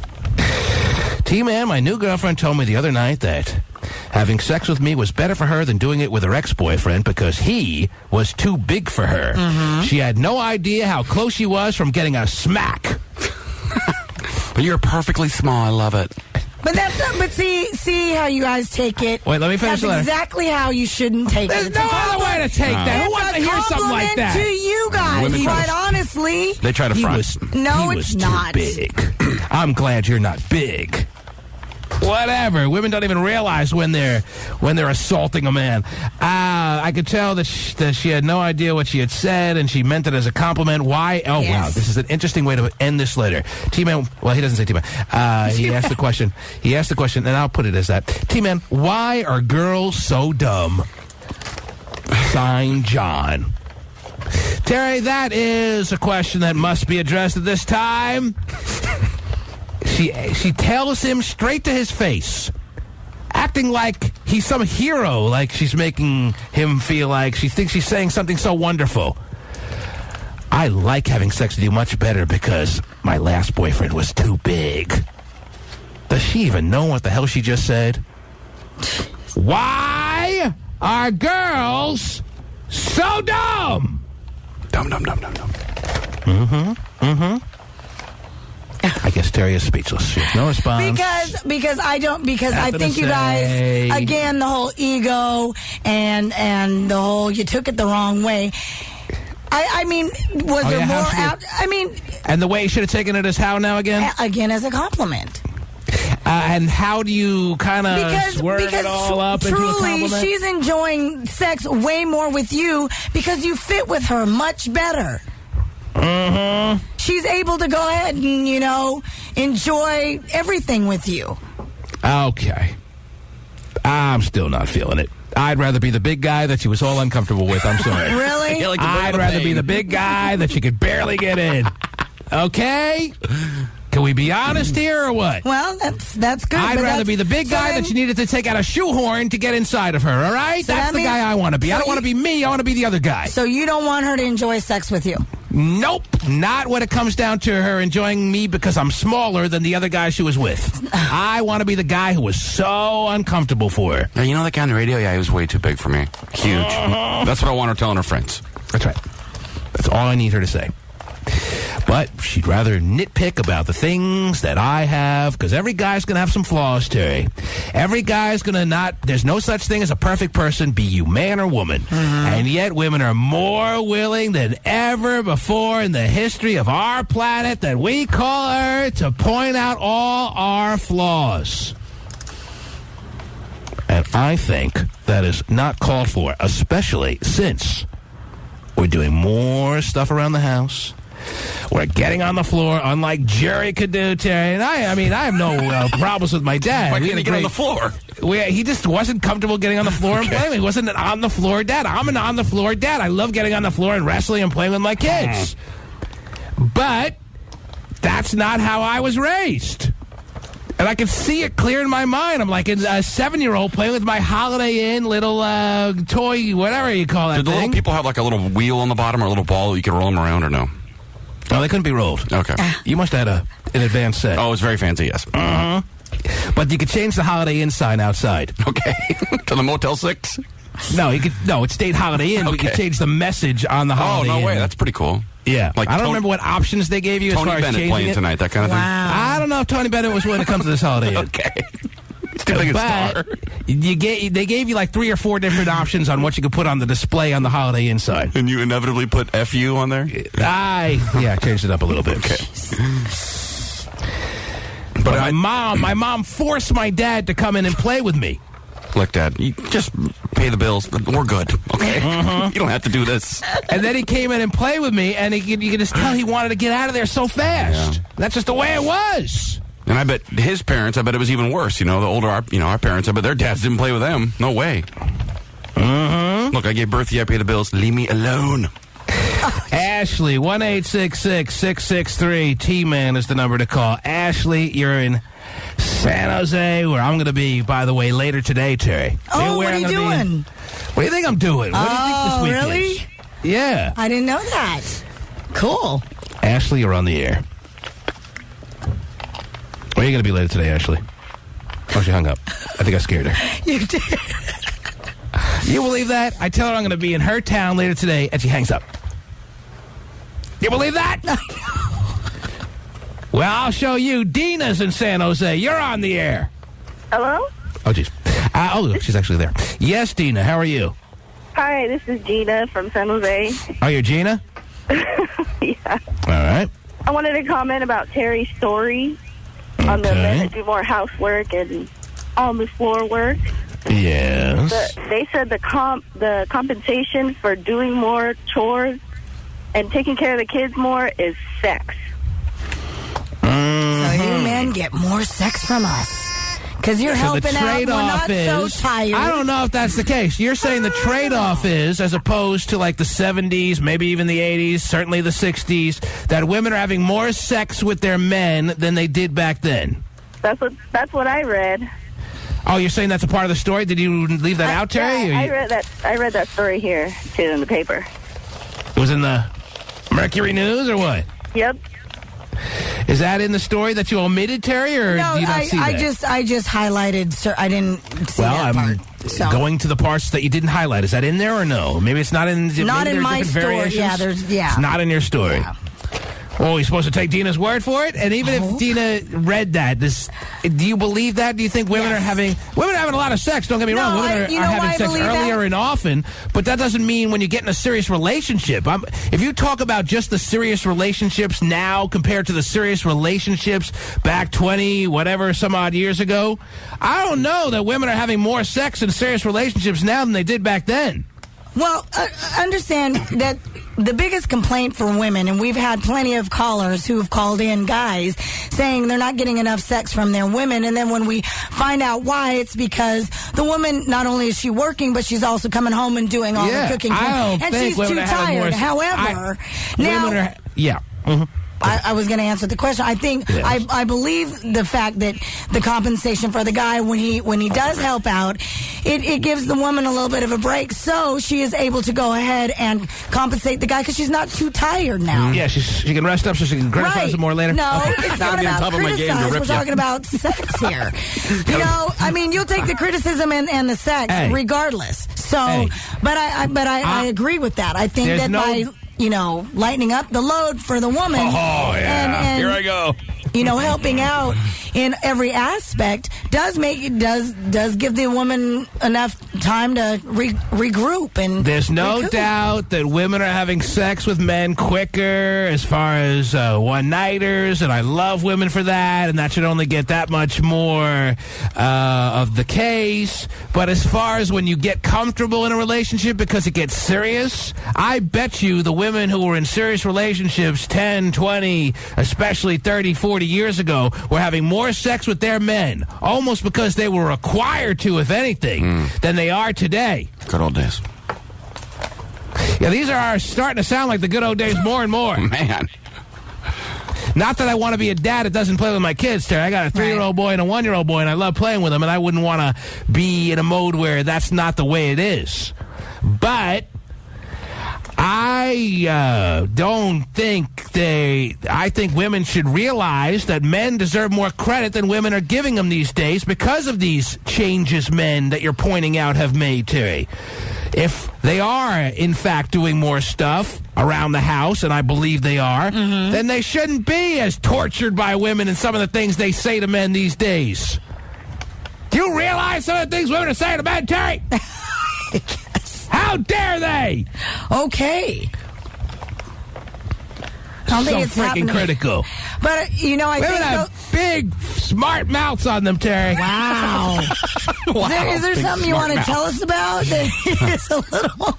My wife took a shot. Men wouldn't dare say the things. They think it and they tell their friends. Stop it. Not unless they're in anger, Terry. No. Men are just as critical on women with their bodies, their food, everything. So don't even go there. Don't even act like men don't criticize their women. We hear it every single day. Right, but men just have it all build up and have an explosion kind of rant. No. Women are just round the clock more hostile than ever before. And they're so critical, and a lot of times it's so unwarranted, it's not even...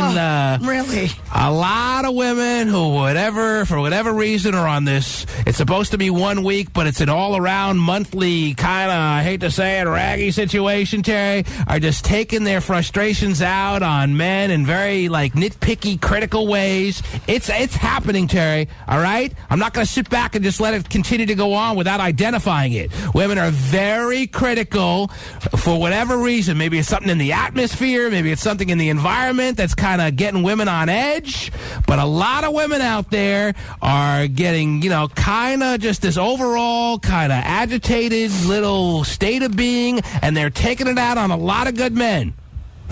My wife took a shot at me last night and claimed she didn't know. What did I say? What did I do? I told her I already had six slices of pizza. I'm going to have one more. And her comment was, "Well, isn't there any salad left?" Or jeez. Oh my God. That's a 12 shot. It's happening right before our very eyes. Unnecessary little nitpicky comments. It's a shot. Unnecessary little nitpicky comments for a guy who is, and I'm sure Hotshot is in a serious relationship, is doing a lot of work around the house to make his wife's life easier, right? Tons. Yeah. No, I am. I'm great. Oh, and by the way, I found the whole article, and yes, it does state that in here that equitable sharing of housework can lead to a happier marriage and more frequent sex. Well, if that was the case, I would say then it's all perhaps worth it. If guys are doing more work and playing with their kids more, which they should, then I'd say if the women are being nicer to them because of it and really respecting them and it's earning them the points that they deserve. When you're doing more, pulling your own weight more, and doing more things, you should be acknowledged for it. Doesn't that stand to reason, or what? Yes, and I think. But I don't believe that's true. Oh, geez. Women are more hostile towards men today than ever before, for no damn good reason in a lot of cases. At least if we give you a damn good reason, like we cheated on you and you found out about it, that makes sense, Terry. But we know you haven't found out yet, so why are you being so hostile? Tiny wants to say a few words this morning. Geez. Good morning, sir. Oh, T, you are so right on. Oh, my God. I'm working from home. I'm running my business from home. So every day I cook, I clean, I have the bath run when she gets home. Wow. So the day I'm cooking dinner, all of a sudden I'm the reason that we have the evil seed that walks. And the next thing I know, I've treated some woman so bad somewhere in a past life that now she has bone spurs. It's all my fault. And all I did was try to cook some pork chops. Terry, we've acknowledged that it's been happening, and maybe we haven't said enough about it. There's too many nitpicky comments that we're getting a little tired of, Terry. Why do you act like you men are not, nitpicky to women? Are you even freaking serious? We don't sweat the small stuff. We don't sweat the small stuff. I can't believe you just said that. People, look at my reaction in the Terry Cam because I am floored that you even said that. I got to check the reaction in the Terry Cam. Oh, my God. Men don't sweat the small stuff. It's the small stuff that takes its toll. How come you've gained weight after you've given me a few guys kilos? Always say that. Oh, my God. Guys says that, Terry. That is absolutely man, you know what? I remember when we first started going out, you had such a nice body. What happened? Terry, a guy, that's a myth. Crap. A guy, bull crap. A guy would never say that. He may think that and leave a woman over that, but he doesn't say that to her. So when you cheat, what's the reason you cheat, honey? Well, you just don't look the same. And that's not why men cheat. Everything you're saying is off, Terry. No, that's not. Men are more apt to cheat on a beautiful woman that they have in their life than a non-good-looking one. That's the reality of it. But no, I gotta look great. So Tiny is starting to realize that he's not alone. It's nice to know that you're in good company. Some guys don't even realize that it's a lot of guys, the masses of guys, that are being criticized for things that are really small things that they didn't realize should bother anyone. Oh, there's a million things there. Well, give me one of the million things that were so nitpicky. Then. Well, I'd have to use my own personal little situation because I can't. There are so many small things that my wife will bring up that bothers her that I'm like, why would that even bother you? Why are you sweating the small stuff? Leave me alone. The toilet seat's up. Oh yeah, I mean that's almost a myth too. I don't think women really care about that, but there's so many. They do when they fall in. I don't know why I can't even think of it.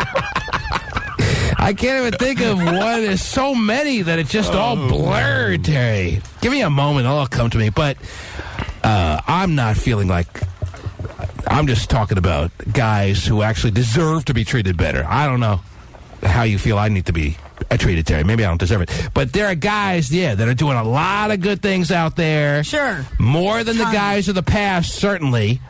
All right? Right. And maybe this is guys just finally catching up to speed, but it'd be nice if the trade-off would be that girls would acknowledge it, ladies would acknowledge that their men are pulling weight more than ever before and would just kind of ease up on the unnecessary criticisms and little jabs that they're taking that are just so over the top, Terry. Just because I leave the sugar dish top off every day. Come on now. Jeez. There's not sugar in there. That's why you're in trouble.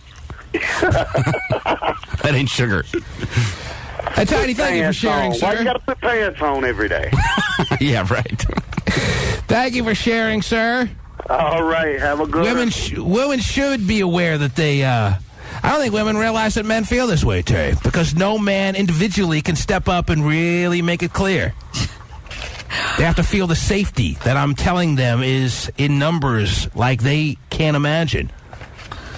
Across the board, women are more hardcore on their, and I'm talking only about serious relationships. I'm not talking about your newer relationships. I'm not talking about your little fly-by night. No, we're kind of in and out of this relationship. We were together for about 3 months. We did each other a couple of 100 times, and everyone was happy. I hear you. That's not what I'm talking about. I understand that. You have to be living with someone to understand this. Men should get kudos. And I'm not talking about granola bars, Terry. Where are they? When are they coming? When does it start? Because not only are we not getting our kudos, Terry, we're getting the opposite. And something's got to give around here. All right? And Ray wants to point out that women go to work, but they're not really working. Ray, you're on the air. Hello. Hey, what's going on, T-Man? How you doing, buddy? Is that your feeling, that women, when they're at work, aren't really working? I have to admit that I see women around our office, Terry, and they look like they're really working. Yeah. Okay. On what, I have no idea, but they look like they're working. Mm-hmm. Right, T-Man, yes, Ray. I go to work at 6 in the morning every day. I don't get home till 7 o'clock at night, right? So I come home, I expect dinner to be ready, expect to get taken care of at night. Does she work? I'm sorry? Does she work? Yeah, she works part-time, though. See, that's the thing. Hang on, Ray. I'm so far behind right now that I'm getting crazy here. Keep Ray on hold. We'll come back with him. We'll find out all about the dynamics of his relationship, Terry. Everyone now feels like they got to air their gripes. Not grapes, I said gripe. Yeah. And we'll find out all about Ray and everyone else's tough little situations, Terry. Right after these words. Pasty Dave is printing me out a picture of the Holiday Inn toy set I had when I was a 6-year-old, Terry. Wait to find it, Pasty. What is it, the Holiday Inn toy set? He went to Google Images? He went to Google Images, Terry, and he printed me out a picture of the toy Holiday Inn set that I had as a 6-year-old, that I sat in the little play area of the place I lived and played by myself, not realizing it was foreshadowing for many years to come in my life. Wow. This is unbelievable. Yeah, it was really a high-tech toy, I can tell. Here's a little guy going to the ice machine. Yeah, and my dad kind of just felt like he bought it for me. He doesn't need to play with me. That was the feeling. That was it. Oh, my gosh. And that's all right. That's the way it was. It was awkward when my dad actually came in and actually spent a few minutes because my mom actually, for one moment in time, got on his case and forced him to do it. Came in for like 5-10 minutes. Moved the little guys around. It was very uncomfortable for both of us. And then he went back to watching sports. Move the little guys around. Huh? All right, I don't know. You're so boring. And that's boring. The way it was. Kids are dumb. They're boring. Michelle, you're on the air. Oh, I got to go back to Ray in Oakland, too. Yes, Michelle. Michelle and Graham, can you turn your radio down? You're on the air. Hey, okay, up, I understand. I'll give kudos to the men that do help. Okay, fine. But why? And that's all men these days, Michelle. All men across the board are doing way more than their daddies did, and that's Terry's story. That's what Terry's story pointed out. Now go on. That's fine, but women don't ask for their bone to be thrown to them because they help men more. Half of your guys, we take half the bills now. We come home, we cook dinner, but you don't see us saying and complaining that we want something. Right, she's unwilling to turn her radio down, which means I can have a conversation with this woman, and you know I was dying to, Terry. I know. Yeah, I can tell. You're right. I just, acknowledge that women are working, and that's nice, and I think women have major contributions to be made in corporate America because I have gone on record as saying that when it comes down to it, the intelligence of the average man is beneath the intelligence of the general woman out there, Terry. I have gone on record saying that. If I have a task to be done, I hand it to a smart woman over a smart man any day, which is why I'm backing Hillary, maybe, overall, Terry. Mm-hmm. But that doesn't mean, as I've now stated numerous times, and I'm not aware of what's going on out there, women are over the top with their unnecessary criticisms, and I thought of one that just really exemplifies the whole situation. Like, if I get told, can you shut the cabinet after you take a dish out of the pantry, whatever you call that thing? What do you call the cabinets? When you take a dish out of the cabinets, can you just shut the cabinet? I'm like, yeah, I can. But you know what? You can, too, if it bothers you so much, and it's not that exerting a task. But why would you gotta bring it to my attention? Well, why would you just leave it open, though? I mean, I don't know why I leave it open. Isn't it a habit just to close it anyway? It's not a habit, I guess, to close it. I guess I can make it a habit, but your overwhelming need to tell me about it is a little unnecessary. You just close it and move on with your life. Just close it and move on with your life if it bothers you so much. I take a little cereal bowl out of the cabinet, and I don't close the cabinet. If it bothers you, flick the cabinet closed. I don't need to hear about it. I got my own cereal bowl. What do you want from me? And men don't need to hear about it when they're doing tons out there as far as in their serious relationships, Terry. Tons more than the men of the past have done. Can you save your criticisms for something more impactful so it does just that and it makes more of an impact? Otherwise, they fall on deaf ears. Don't women realize that?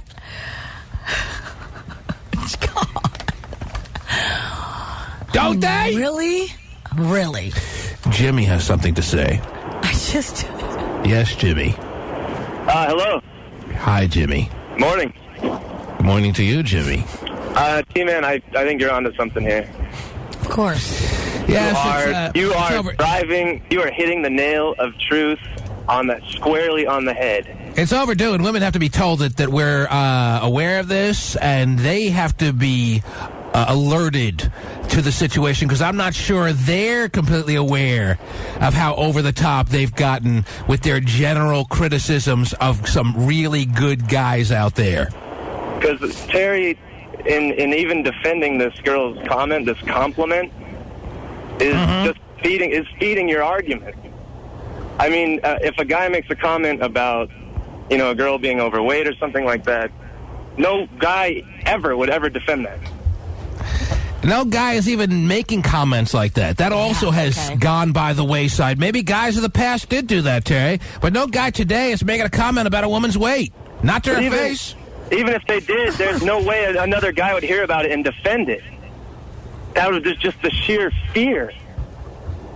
The sheer fear of the woman? All right, Terry, don't sound so confused. Let me just ask you point blank. Are you aware of what we're saying here? Do you agree with what we're saying, or do you disagree? I disagree with the fact that I think you disagree. I'm telling you, I'm spelling it out for you. The women are too critical. Are you don't think women are too critical? Are you asking me? Do you want me to finish? No. Okay, then don't ask. I got to go back to Ray. Can't believe my ears. Ray, you're on the air. I think the women whose husbands and spouses that they're in a serious relationship that are doing their part and participating, and they're mutually working on their family, etc. together. They do not get criticized by that woman. Obviously, I don't. Again, I don't. I don't nitpick at my husband. Well. All right, buddy, let me tell you my situation here. I find that hard to believe. I don't. But if that's the case, I tell him I appreciate it, and I thank him, and I tell him that I appreciate it all the time, and I try and show him that I appreciate the things that he does around the house. What a pushover. Anyway, what a turnoff. So, anyway, Ray, I'm not nitpicking anybody. I'm appreciative of it. Whatever. Ray, what do you need to say? Man, my point is this, is like, I agree that there are more women in the work field now than there were before, but I don't see them going into work fields where they're going to be laborers or they're warehouse workers or whatnot. They're paper pushers. Are you serious?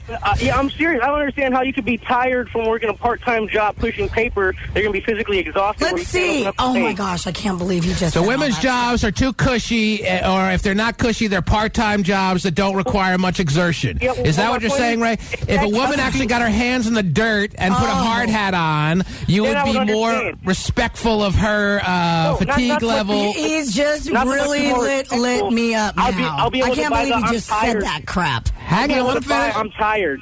If she tells me that she's tired from work and she's breaking her back doing physical labor, I could buy that. But if she tells me she's tired and she's being a part-time secretary answering phone calls, how is that making you tired? How can you get tired from doing that? Well, you can't open up your legs for your man at the end. Wow! Maybe she doesn't want to because you're not that good. Did you ever think about that? That's not very much. So she uses that as an excuse.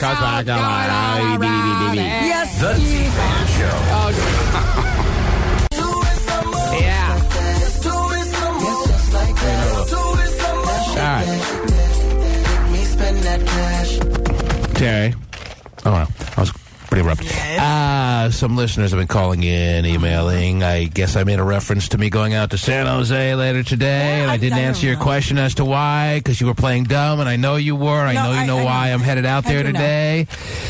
Remember last year when I played in the Bay 101 WPT poker tournament? Yes. Well, I'll be doing that again this week. Yes. I mean, it came so fast. Well, years fly by, Terry. The days go slow, but the years go fast. I tell you that, baby. Yep. And you did really well last year, didn't you? Food for works. Yeah. Made the money, and yeah, you did.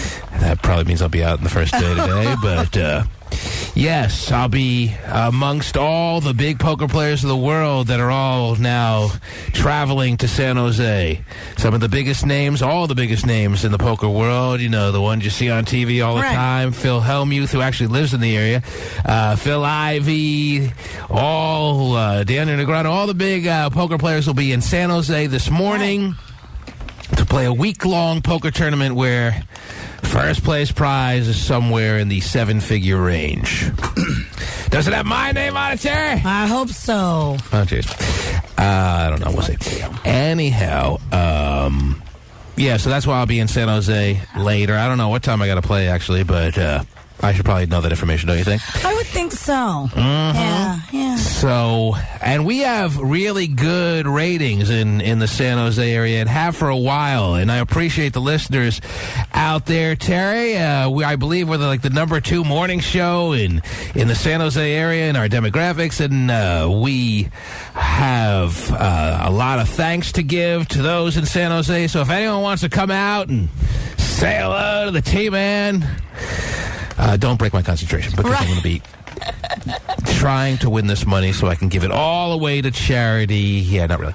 No, I don't know what I do with the money, but I doubt I'll even make it past the first day. But we'll see what happens. I don't have the time to devote to the game right now. You know what I'm saying, Terry? Right. I do. You better make time. But we'll see how it goes. Okay. Yeah, and poker players sleep till noon because that's pretty much when you get started. Yeah. And to be doing this all week while doing the show in the morning is a little too much to ask. Wouldn't you say? Okay, so I've laid out all the excuses as to why I'll probably go out early. Anyway, but that's where I'll be today. I actually have a dude I knew from high school, like whatever years ago, and he's now like one of the younger. He's a professor at San Jose State, so maybe I won't go visit him. Anyway. I don't know what I'll be doing if I got knocked out early, but if anyone listening in the San Jose area wants to, I don't know, maybe got a spin the bottle game planned for later today, you need a tent or something like that, yes. Any suggestions? I might need something to do if the day ends early. You know what I'm saying? Gotcha. Okay. And you know I can pull my own weight in the spin the bottle game. So wow. Whatever's going on out there. That's a lost art, spin the bottle, Terry. Yeah. Don't you think? Well, bring it back. Why does Truth or Dare stick around like there's no tomorrow, but spin the bottle really didn't have the staying power? 7 Minutes in Heaven really never even made it out to the West Coast. Why is this the case? Can't explain it, sorry. I think in a world where you can order a wife online in 20 minutes, I don't think spinning a bottle really does for kids these days. In a world. Yes, well, those things never work out, and spin the bottle always does, so I don't get it anyway. All right, a lot of callers want to comment on stuff we've been talking about all morning long, but I know you have some other stories of the morning that I don't want to neglect. Is there anything else on your pile that you'd like to share with us at this time? Sure. How about this? Well, let me take, all right, that's good to know. Let me take a couple of calls, and then we'll take a couple of stories, and then a few more calls. We're in the 9 o'clock hour here. I don't want to make people wait too long, Terry. Let me go to Nicole. You're on the air, Nicole. Yeah. 1-866-663-T-MAN is the toll-free number. Yes, Nicole. I just want to comment. I work at a warehouse, and I've been working there for 10 years. And my husband stays at home, so it's exactly opposite. And I just want to defend the women that do bust their butt every day. So, I don't go home and nitpick my husband for what he does. It's hard to stay at home with kids. We kind of go back and forth, living with someone, that's going to happen. But, so do you dispute my claim as far as me telling you what's going on out there in mass quantities, certainly more than ever before, about the willingness to, at the drop of a frickin' hat, women criticizing men more than ever before to an over-the-top kind of nature? Do you disagree with me that that's going on, or do you acknowledge that it's going on? You're just not one of them. What is your take on that? I don't see it, so I'm going to disagree. You don't see it? Nope. Well, then you'll just have to trust me. I don't do it, so unless I was doing it, I guess that'd be the only way I'd agree. I don't know if it's the short attention span little mindset we all have these days, that we have no tolerance for anyone, Terry. I don't know what the reason is, but women certainly have less tolerance for stuff that guys are just going to do being guys, Terry. That they're just hardcore hitting them with comments all the time that take their toll and has to stop, especially considering that guys nowadays are doing more than they have in the past, more than really is required of a guy who works 9 to 5 and then some, and then comes home and gets on the floor with his kids and folds the laundry, and this soft, fruity, candy-centered guy that we're talking about is running all rampant around every street corner these days, Terry, and yet he gets picked on and bullied by his woman more than ever. It's not that dramatic. No, it's not. You know, it really is. No. Now, I make it maybe sound a little too over-dramatized, but it is very dramatic. And it does have to, if not stop, then curtail immediatly, Terry. Oh, all right. Because I don't know what's going to happen in the next coming years, but guys can only take so much. Not every guy's a bastard, okay? We know that. Oh, you do? Yes. Okay, good. And I think she just confirmed that she knows that she's got a good man and she doesn't nitpick, and they give and take and they work together and it's well appreciated. Just like in my situation. Ryan in Fairfield, you're on the air. Hello. Hey, how you doing? What's up, bud? Hey, how much is that buying for the poker tournament? Oh, 10 grand? 10 grand. All right, you will see me there. You're going to be in? I will be in. Cool. You got 10 grand in your pocket, just going to head right down? Oh, yeah, it's in the pocket, baby. I don't know if there's any spots, man, but hey, hopefully I'll be sitting next to you. Yeah, we'll probably both be out the first day, man. I'll give you all my chips and then make a run for the closest Taco Bell, and we'll call it even. Good luck, if that's the case. I don't know if there's any spots. I don't know if it's still open. But if you want to come down and make a big T-Man banner, bring the T-Man foam finger, whatever you got to do. Bikini Dave. Oh, got the big sign that says T-Man, shut the cupboard door. Close the cabinets. Yes, Bikini Dave, you're on the air. Listen, when you said that was funny, because that is I get nitpicked for that more than anything else is not closing the damn cabinet. Why is that such a big freaking deal? My gosh. It's not a big deal. It's a flick of the wrist. Like it's heavy. So just do it. Yeah, it's not heavy, Terry. It's a flick of the wrist. We could do it. We could do it, or you could do it too. It's not that serious. But I'm all the way over here sitting on the couch, and I didn't open it. Exactly. That's exactly what you're not doing. You're standing right in front of it, pointing out why we didn't close it, when all you got to do is flick your wrist to close it.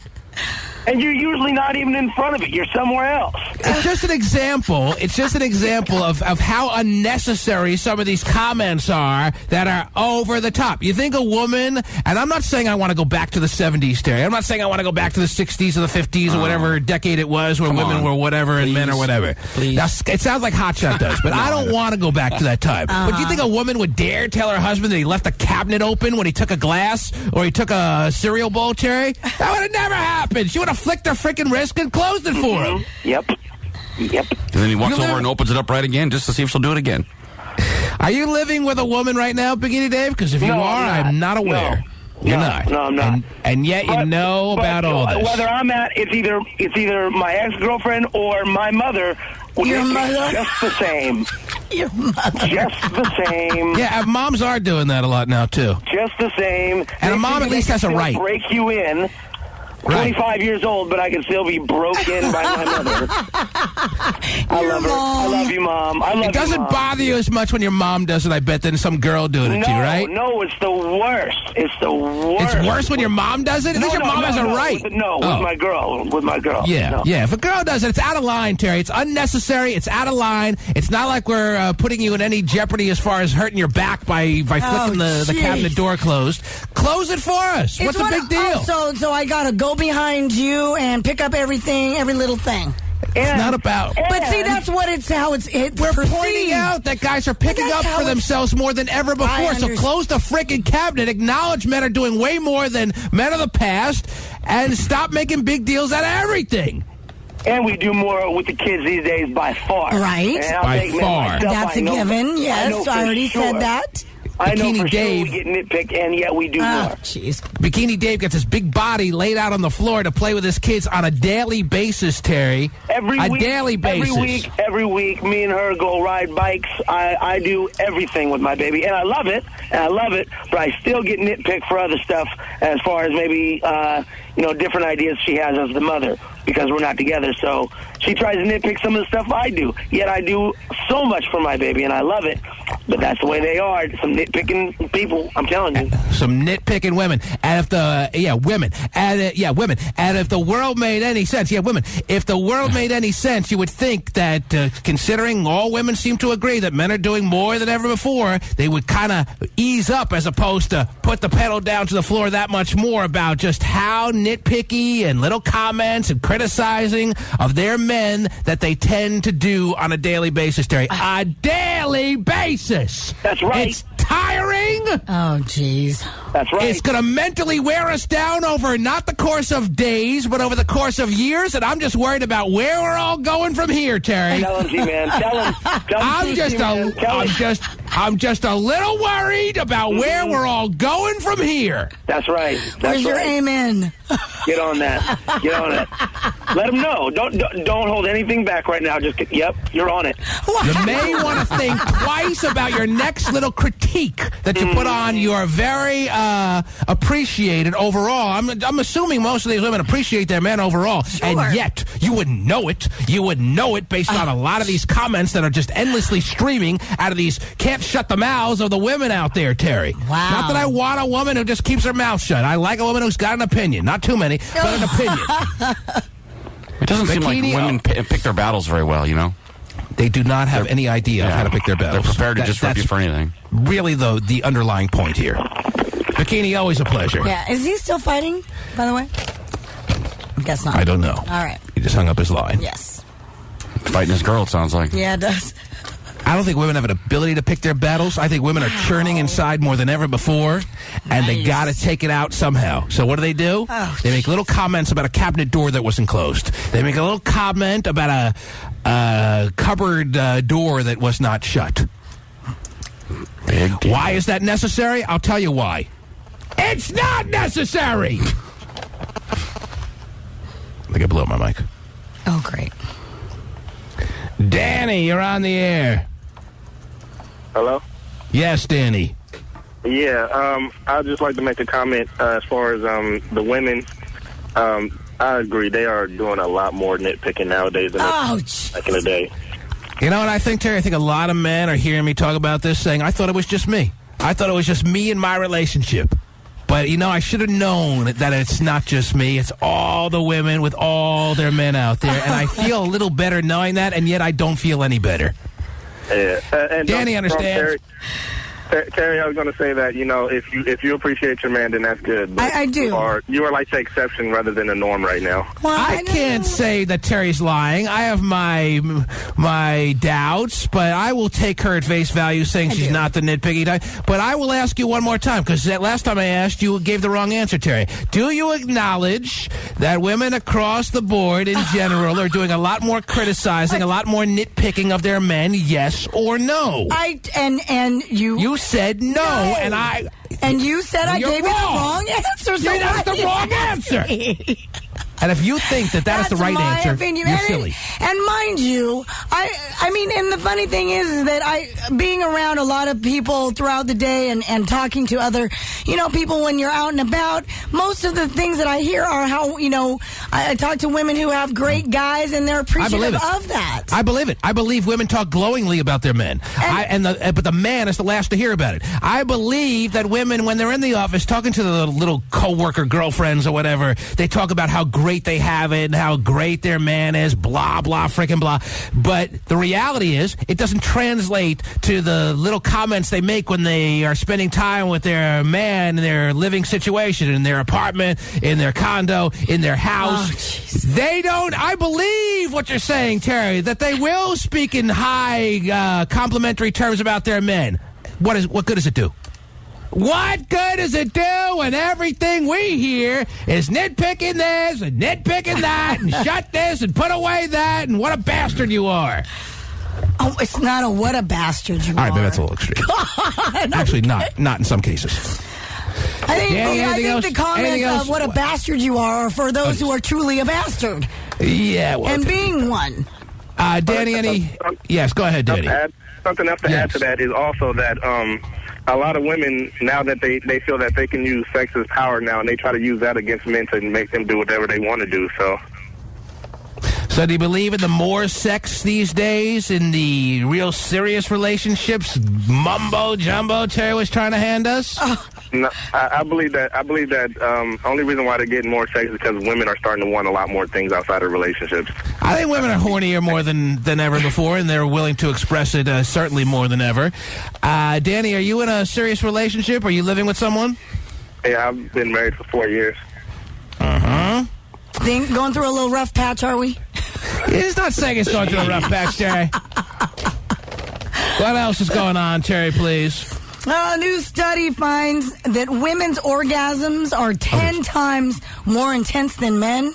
And in fact... Listen, I'm not done with this. And in fact, if you men experienced a woman's orgasm, it would probably kill you. Whatever.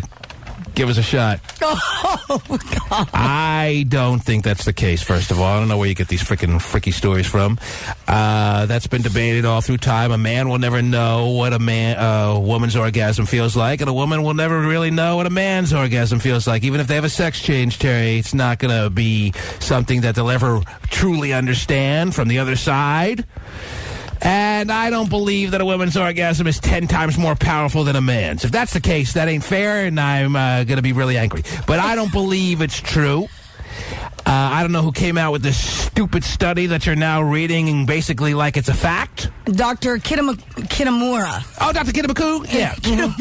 Why'd you say so, Terry? I'm going to save my breath and realize that it absolutely is 100% true. He even wrote a book, Everything You Need to Know About Sex. Dr. Kitamaka. He did a study on women's...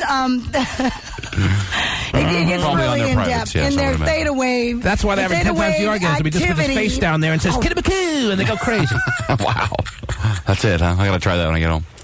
Yes. Oh, my Dr. gosh. Kitamaku don't know dick. I all right, Kitamura, not Kitamaku. Okay. Whatever his name is, just because he came out and said women's orgasms are 10 times more powerful than man's orgasms doesn't mean I'm going to sit back and say, oh, this is the new facts of the world. He looked specifically at the theta waves in our brain. Theta waves? Yes, in our brains during sex. Mm-hmm. And theta waves increase during pleasurable activities. Okay. And it just goes on and on and on. Yes. Well, tell Dr. Kitamaku to worry more about his woman and not about everyone else's woman and studying every woman's theta waves. Oh, my God. I'm sure that's a real good line in the laboratory to get women naked. Let me study your theta waves as I bring you to the heights of orgasmic pleasure. You can trust me. Look at my name tag here. It says Dr. Kitamaku. I am a trained professional. Kitamura.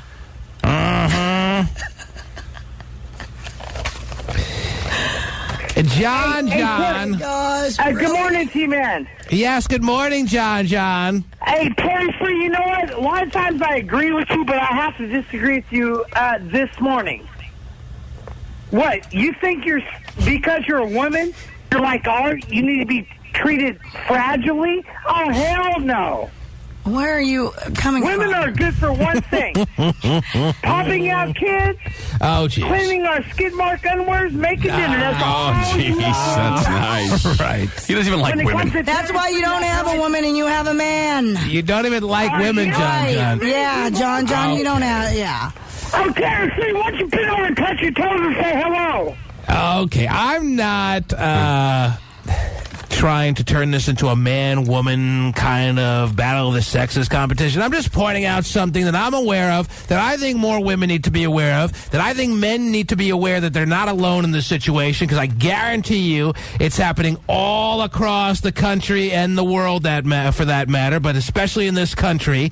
Women have less tolerance and are more critical of a lot of good guys. There are, unfortunately, a lot more good guys out there than there really needs to be. All right, there's a surplus of good guys these days. A lot of them have the soft, fruity candy center that we talked about today. And some of them are still more or less of that kind of soft guy, but there are a lot of good guys across the board. More than ever, I believe. Believe it or not. Okay. There's a nice quantity of bad guys, Terry, still, but a lot more good guys than really in recent memory. And yet, I'm just going to leave it there, because you know what the rest of it is. And yet, it's got to stop, or things will skew over time again, Terry. I don't know how they'll skew, but they'll skew. If women need a punching bag in the house, a literal punching bag to take out their overwhelming frustrations that they tend to have these days, as opposed to taking it out on their innocent man for something so innocuous like leaving open a drawer, Terry, well, then maybe that's what it's going to take. Punch at the punching bag, a doctor once told me. Oh, really? Yeah, I'm speaking from personal experience. Yes, Terry. Punch at the punching bag. Well, that's coincidentally what I call my wife. So oh, wow. I don't know what you want me to do. Give me one more good story, Terry. One more good one. I have a story You don't see a lot of men nagging their women about little nitpicky things. I'll tell you that right now. As I told you, men save it. Men pick their spots, and men will have more of an explosion-type You just had rant. a couple of guys already on here talking about, you know, when I go out there and work really hard, then I better have some meal on the table and those guys are just being What silly. are you talking about? Yeah, one of them was John. Need I say more? Go ahead. What's your last story? Jeez, I got a story here about a former lawyer who is suing a bunch of casinos in Atlantic City because she became... Oh, yeah, I heard about this story. She wants her money back. And then suing some. for $20 million. Because they let her gamble too much. Yeah. We'll get it. You know what? Save that story for a little bit. Let me go to Darcel real quick. Yes, Darcel. Are you there in Oakland? Yes. Good morning. Is that your name, Darcel? Yes. Okay, sounds like you should be Isn't it a beautiful name? Yeah, it's a lovely name for a woman or a battery. Okay, Darcel, what can we do for you? Well, I just want to say that, sorry, men, you guys don't have a clue. The reason why women pick so much is because we're tired. We go out and work. We take care of the house. We scrub the floors. We do all of these things. And then if you guys can't close the cabinet, I mean, what does that say about you? That's simple. Close the cabinet, Darcel. Close the cabinet. It's yes, so. Shut the door. It's so simple. minute. It's such a little tiny thing to be making a big issue. But it's a big thing to us because we're constantly cleaning and doing so much and working. I mean, it's so. We have to do it. Why can't you do it? If it is so simple, right? It's so simple. Why don't you just do it? Why do we have to if it's so simple, Terry? We can go back and forth on this like a married couple. Terry, it requires as much energy like waving an arm. You're right. That's a good point. So you open it, get your glass, close it. So simple. Our mindset is obviously not as far as being on top of mind, as far as doing this so important task like closing a stupid cabinet. And what's the big deal if the cabinet is half open so that the dishes can be viewed by those walking by? And who's walking by? No one is in the house but me, you, and maybe you have kids. So what's the big deal if the cabinet's a little bit open? Why does it bother you so much? And if it does bother you so much, how much energy does it really take to flick your arm and shut it? I don't even get glasses anymore. I just drink out of the carton now. I'm out. Punch the bag, T-Man. Did you actually buy a bag at some point and put it up? No, never bought the bag, no. Go to the batting cage. Take out your energy there. Mm-hmm. Yeah, I did some bad things back in my teenage days, Terry, in some aggressive, kind of almost violent fashions that caused some doctors to tell me to punch the bag, go to the batting cage, because I was really pretty, I went to college playing baseball and stuff like that, but, yeah, never really worked out for me. Anyway. We can go back and forth on this all morning, but obviously women are not going to see the point. I thought I spent enough time that maybe I made a mild impact in kind of opening the eyes of some women out there, but that last call told me I just wasted my breath all morning. Yeah. And we will see how this whole thing evolves. We will see where this goes over the next few years as men continuously get nitpicked on, criticized for things that are not really that big a deal. I mean, you do acknowledge, Terry, that the cabinet being open is not that big a deal, right? So why make a big production out of it? It's a rhetorical question, needs no answer. 1-866-663 Back after these words. The T-Man Show. Robbie Rob. Hello. Help us bring it home, Robbie Rob. What do you got? I just want to say, women complaining too much. They either got a choice. The toilet seat is up. Oh, geez. Or the toilet seat is down, or the cabinet's closed. One or the other. Well, as I said earlier, the toilet seat thing is like a old school kind of complaint that I don't really believe is actually happening anymore. Believe it or not, I think women are okay with the toilet seat, whatever posture it may be in. And I'm not trying, Terry, it may effectively be turning into, but I'm not trying to turn this into a battle of the sexes, unnecessary, ridiculous kind of situation. But it is what it is. I don't go in for all that, we got to bash, this sex, that sex, bash women with best genders. It's not about that. Battle of the Sexes is a great radio bit, though, T-Man. But when there's a gripe that needs to be made, I'm not going to hold back on it either, Terry. You know what I'm saying? Oh, yeah. And this is a long overdue conversation that is actually just happening for your good. Oh, my good. Not necessarily you specifically, Terry. Okay. But your little gender that we call women. Oh, our little gender that you can do nothing without. I'm not saying we're ready to just, part ways. Right. Just trying to make things a little better for you guys, You're a little over the top with the unnecessaries, you know what I'm talking about? And that's all I'm saying. And I've spent enough time now talking about it to make it clear you can do with it as you please. You can choose to do nothing, which I think is a big mistake, and it'll only skew things to who knows where it'll go in the next 5 to some odd years. Or you can just kind of back off and take your frustrations out somewhere else, like I was always, as I told you, Terry, suggested about the punching bag, blah, blah, blah. It's up to you now. I'm not going to belabor it. I don't beat a dead horse. Never. Right. Let me give away something nice for some listeners out there. Really, the only thing we have right now are 3 packs of CDs. Why don't I give a nice prize package of CDs to the first caller? That means I will clear the phone lines. And to anyone who didn't make it on the air, Ben from Milpitas, you have 10 seconds, Ben. What do you got to say real quick? I just want to say that teamwork goes a long ways in the household and certainly increases the amount of sex that you have. Ben, thank you for your thoughts. Yeah. Anyone else who didn't make it on, I apologize, but let me clear the lines. And then the first caller will get a tri-pack CDs sent to you as soon as possible. The phone lines are being reopened now. 1-866-663. T-Man is the number to call. That's 1-866-663-T-Man. It looks like the first caller is you. Hello. Hi there. Hello, T-Man. How you doing, baby? I'm doing really good. How are you? Pretty good. You want to be my punching bag for the day? Sure. Oh, geez. Who am I speaking with? You're speaking with Ashley. Ashley, how are you doing today? I think we already went. Pretty good. We already went over this. And what are your plans for the day, aside from trying to win some prizes here? I'm trying to win some CDs today. Yes. Aside from that, you're pretty much clear, or what's the story?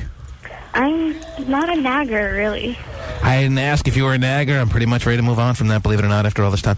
I'm just asking about your rest of the day plans there, Ashley. Rest of the day plans. I'm at work right now, just chilling and... chilling at work. See how non-exerting a woman's workday is, Terry? Oh, that's right. Just pushing paper. Nothing physical. What do you do there, Ashley? You're hard-pressed to find a not hot Ashley, and there are a lot of Ashleys out there, Terry, so you do the math. Ashley, what do you do on a daily basis at the old workplace there? What are your responsibilities? What job do you do? I crunch numbers. You crunch numbers? Yes. All right. Is that like in the accounting field, or what kind of numbers involve your needs as far as the crunching that needs to be done? Just accounting. I'm an accountant. You're an accountant? Are you a certified public accountant, or are you just kind of working around them? Working around. I think numbers is the name of a new potato chip, actually. Oh, it's hot. And you're like a typical Monday to Friday, 9 to 5 kind of thing, or what? Yes, that's why I listen to your show every day. And you are allowed at your cubicle, at your office, at your desk, wherever you sit, to keep an earpiece in, or keep up? I blast you on the stereo. Wow. No complaints, Terry. Sometimes we hear about people that get complaints from others at work when they try to blast us on the work site. Well, that's nice to know that the accountants are on board. Maybe we appeal to accountants for whatever reason, Terry. My dad was a CPA before he retired, so maybe, I don't know, make a connection there. I don't get it. Ashley, Yes. You're trying to be the first caller, I imagine. Is that right? Yes. Well, I want to make you and everyone at your workplace aware. Maybe there'll be a little happy office moment when you are all finding out together that you have done it, and you are going to get a 3-pack of CDs. Woo! All right? All right. Thank you, T-Man. Wow. Nice. So what do you look like, Ashley? Hi, what's the story there? I'm Filipino. Really? Right up your alley. Right up the T-Man alley. Are you a full Filipino young lady? Or 100% Filipino. 100% full Filipina, Terry. Yes, I am. Wow, is there such a thing these days in this country? Wow. Anyway, and you're very much a single woman? Are you involved? What's your status? I have a boyfriend. You have a boyfriend. Yes, I do. But it doesn't sound like, if I'm reading between the lines properly, that that's going to stop you from doing anything out there, right or wrong? No, I'm faithful to my man. Oh, damn. Yeah, just in case he's listening, I get it. Anyway, how old are you, Ashley? I'm 20. 20, man. 20-year-old Filipina calling in the program, Terry. Man. There you go. Yes, I'm in the chat room right now. Or I was before Terry turned it off. You turned off your own chat room already, Terry? I got kind of frozen there for a minute, and so I had to reboot, and so I didn't know if I should reboot or what. But that's happened a couple of times in your life. Oh, when you reach your age, you get frozen all the time. Do you know this woman, Terry? You familiar with this, Ashley? That says she... What's your Terry Cam chat name? Island Mama 510. What? I'm sorry? Island Mama 510. Island Mama 510. Yeah. I saw her in there today. You go on video? You do the video thing on Terry's on the Terry Cam? I just saw her name. No, because I only listen to the show in my office. I don't have a camera. Yeah, so that... Yeah. Well, tell the CPAs to get you one. It's very important for the job. Sure, they'll put it to other uses besides just Terry Cam? Right. Well, congratulations. You're going to win a 3-pack of CDs, and we'll try to tailor them to your likes and dislikes. Any CDs, any groups that you can say right off the top of your head you want included in your 3-pack, or what? Alicia Keys. Alicia Keys. That shouldn't be very difficult. All right, hang on. We'll work with you on the rest. Congratulations, Ashley, and hopefully we'll hear from you again soon. All right, baby? Thank you. All right, there she is. All right. Look forward to chatting with her tomorrow. Oh, horny, hot little Filipino mama, baby. Wow. Yeah. I love the name Ashley. Good way to end the show. You can't not love an Ashley. If I was ever going to be set up on a blind date and her name's Ashley, I'm in regardless. You can't have any problems with an Ashley. Nope. Show me a guy who's got a problem with the name Ashley, Terry. I'll show you a non-existent guy. You just know for sure she's hot, right? I'm just saying you feel good about an Ashley. All right. Like you're always feeling good about an Ashley. All right. No guy has a bad feeling about an Ashley, Terry. Gotcha.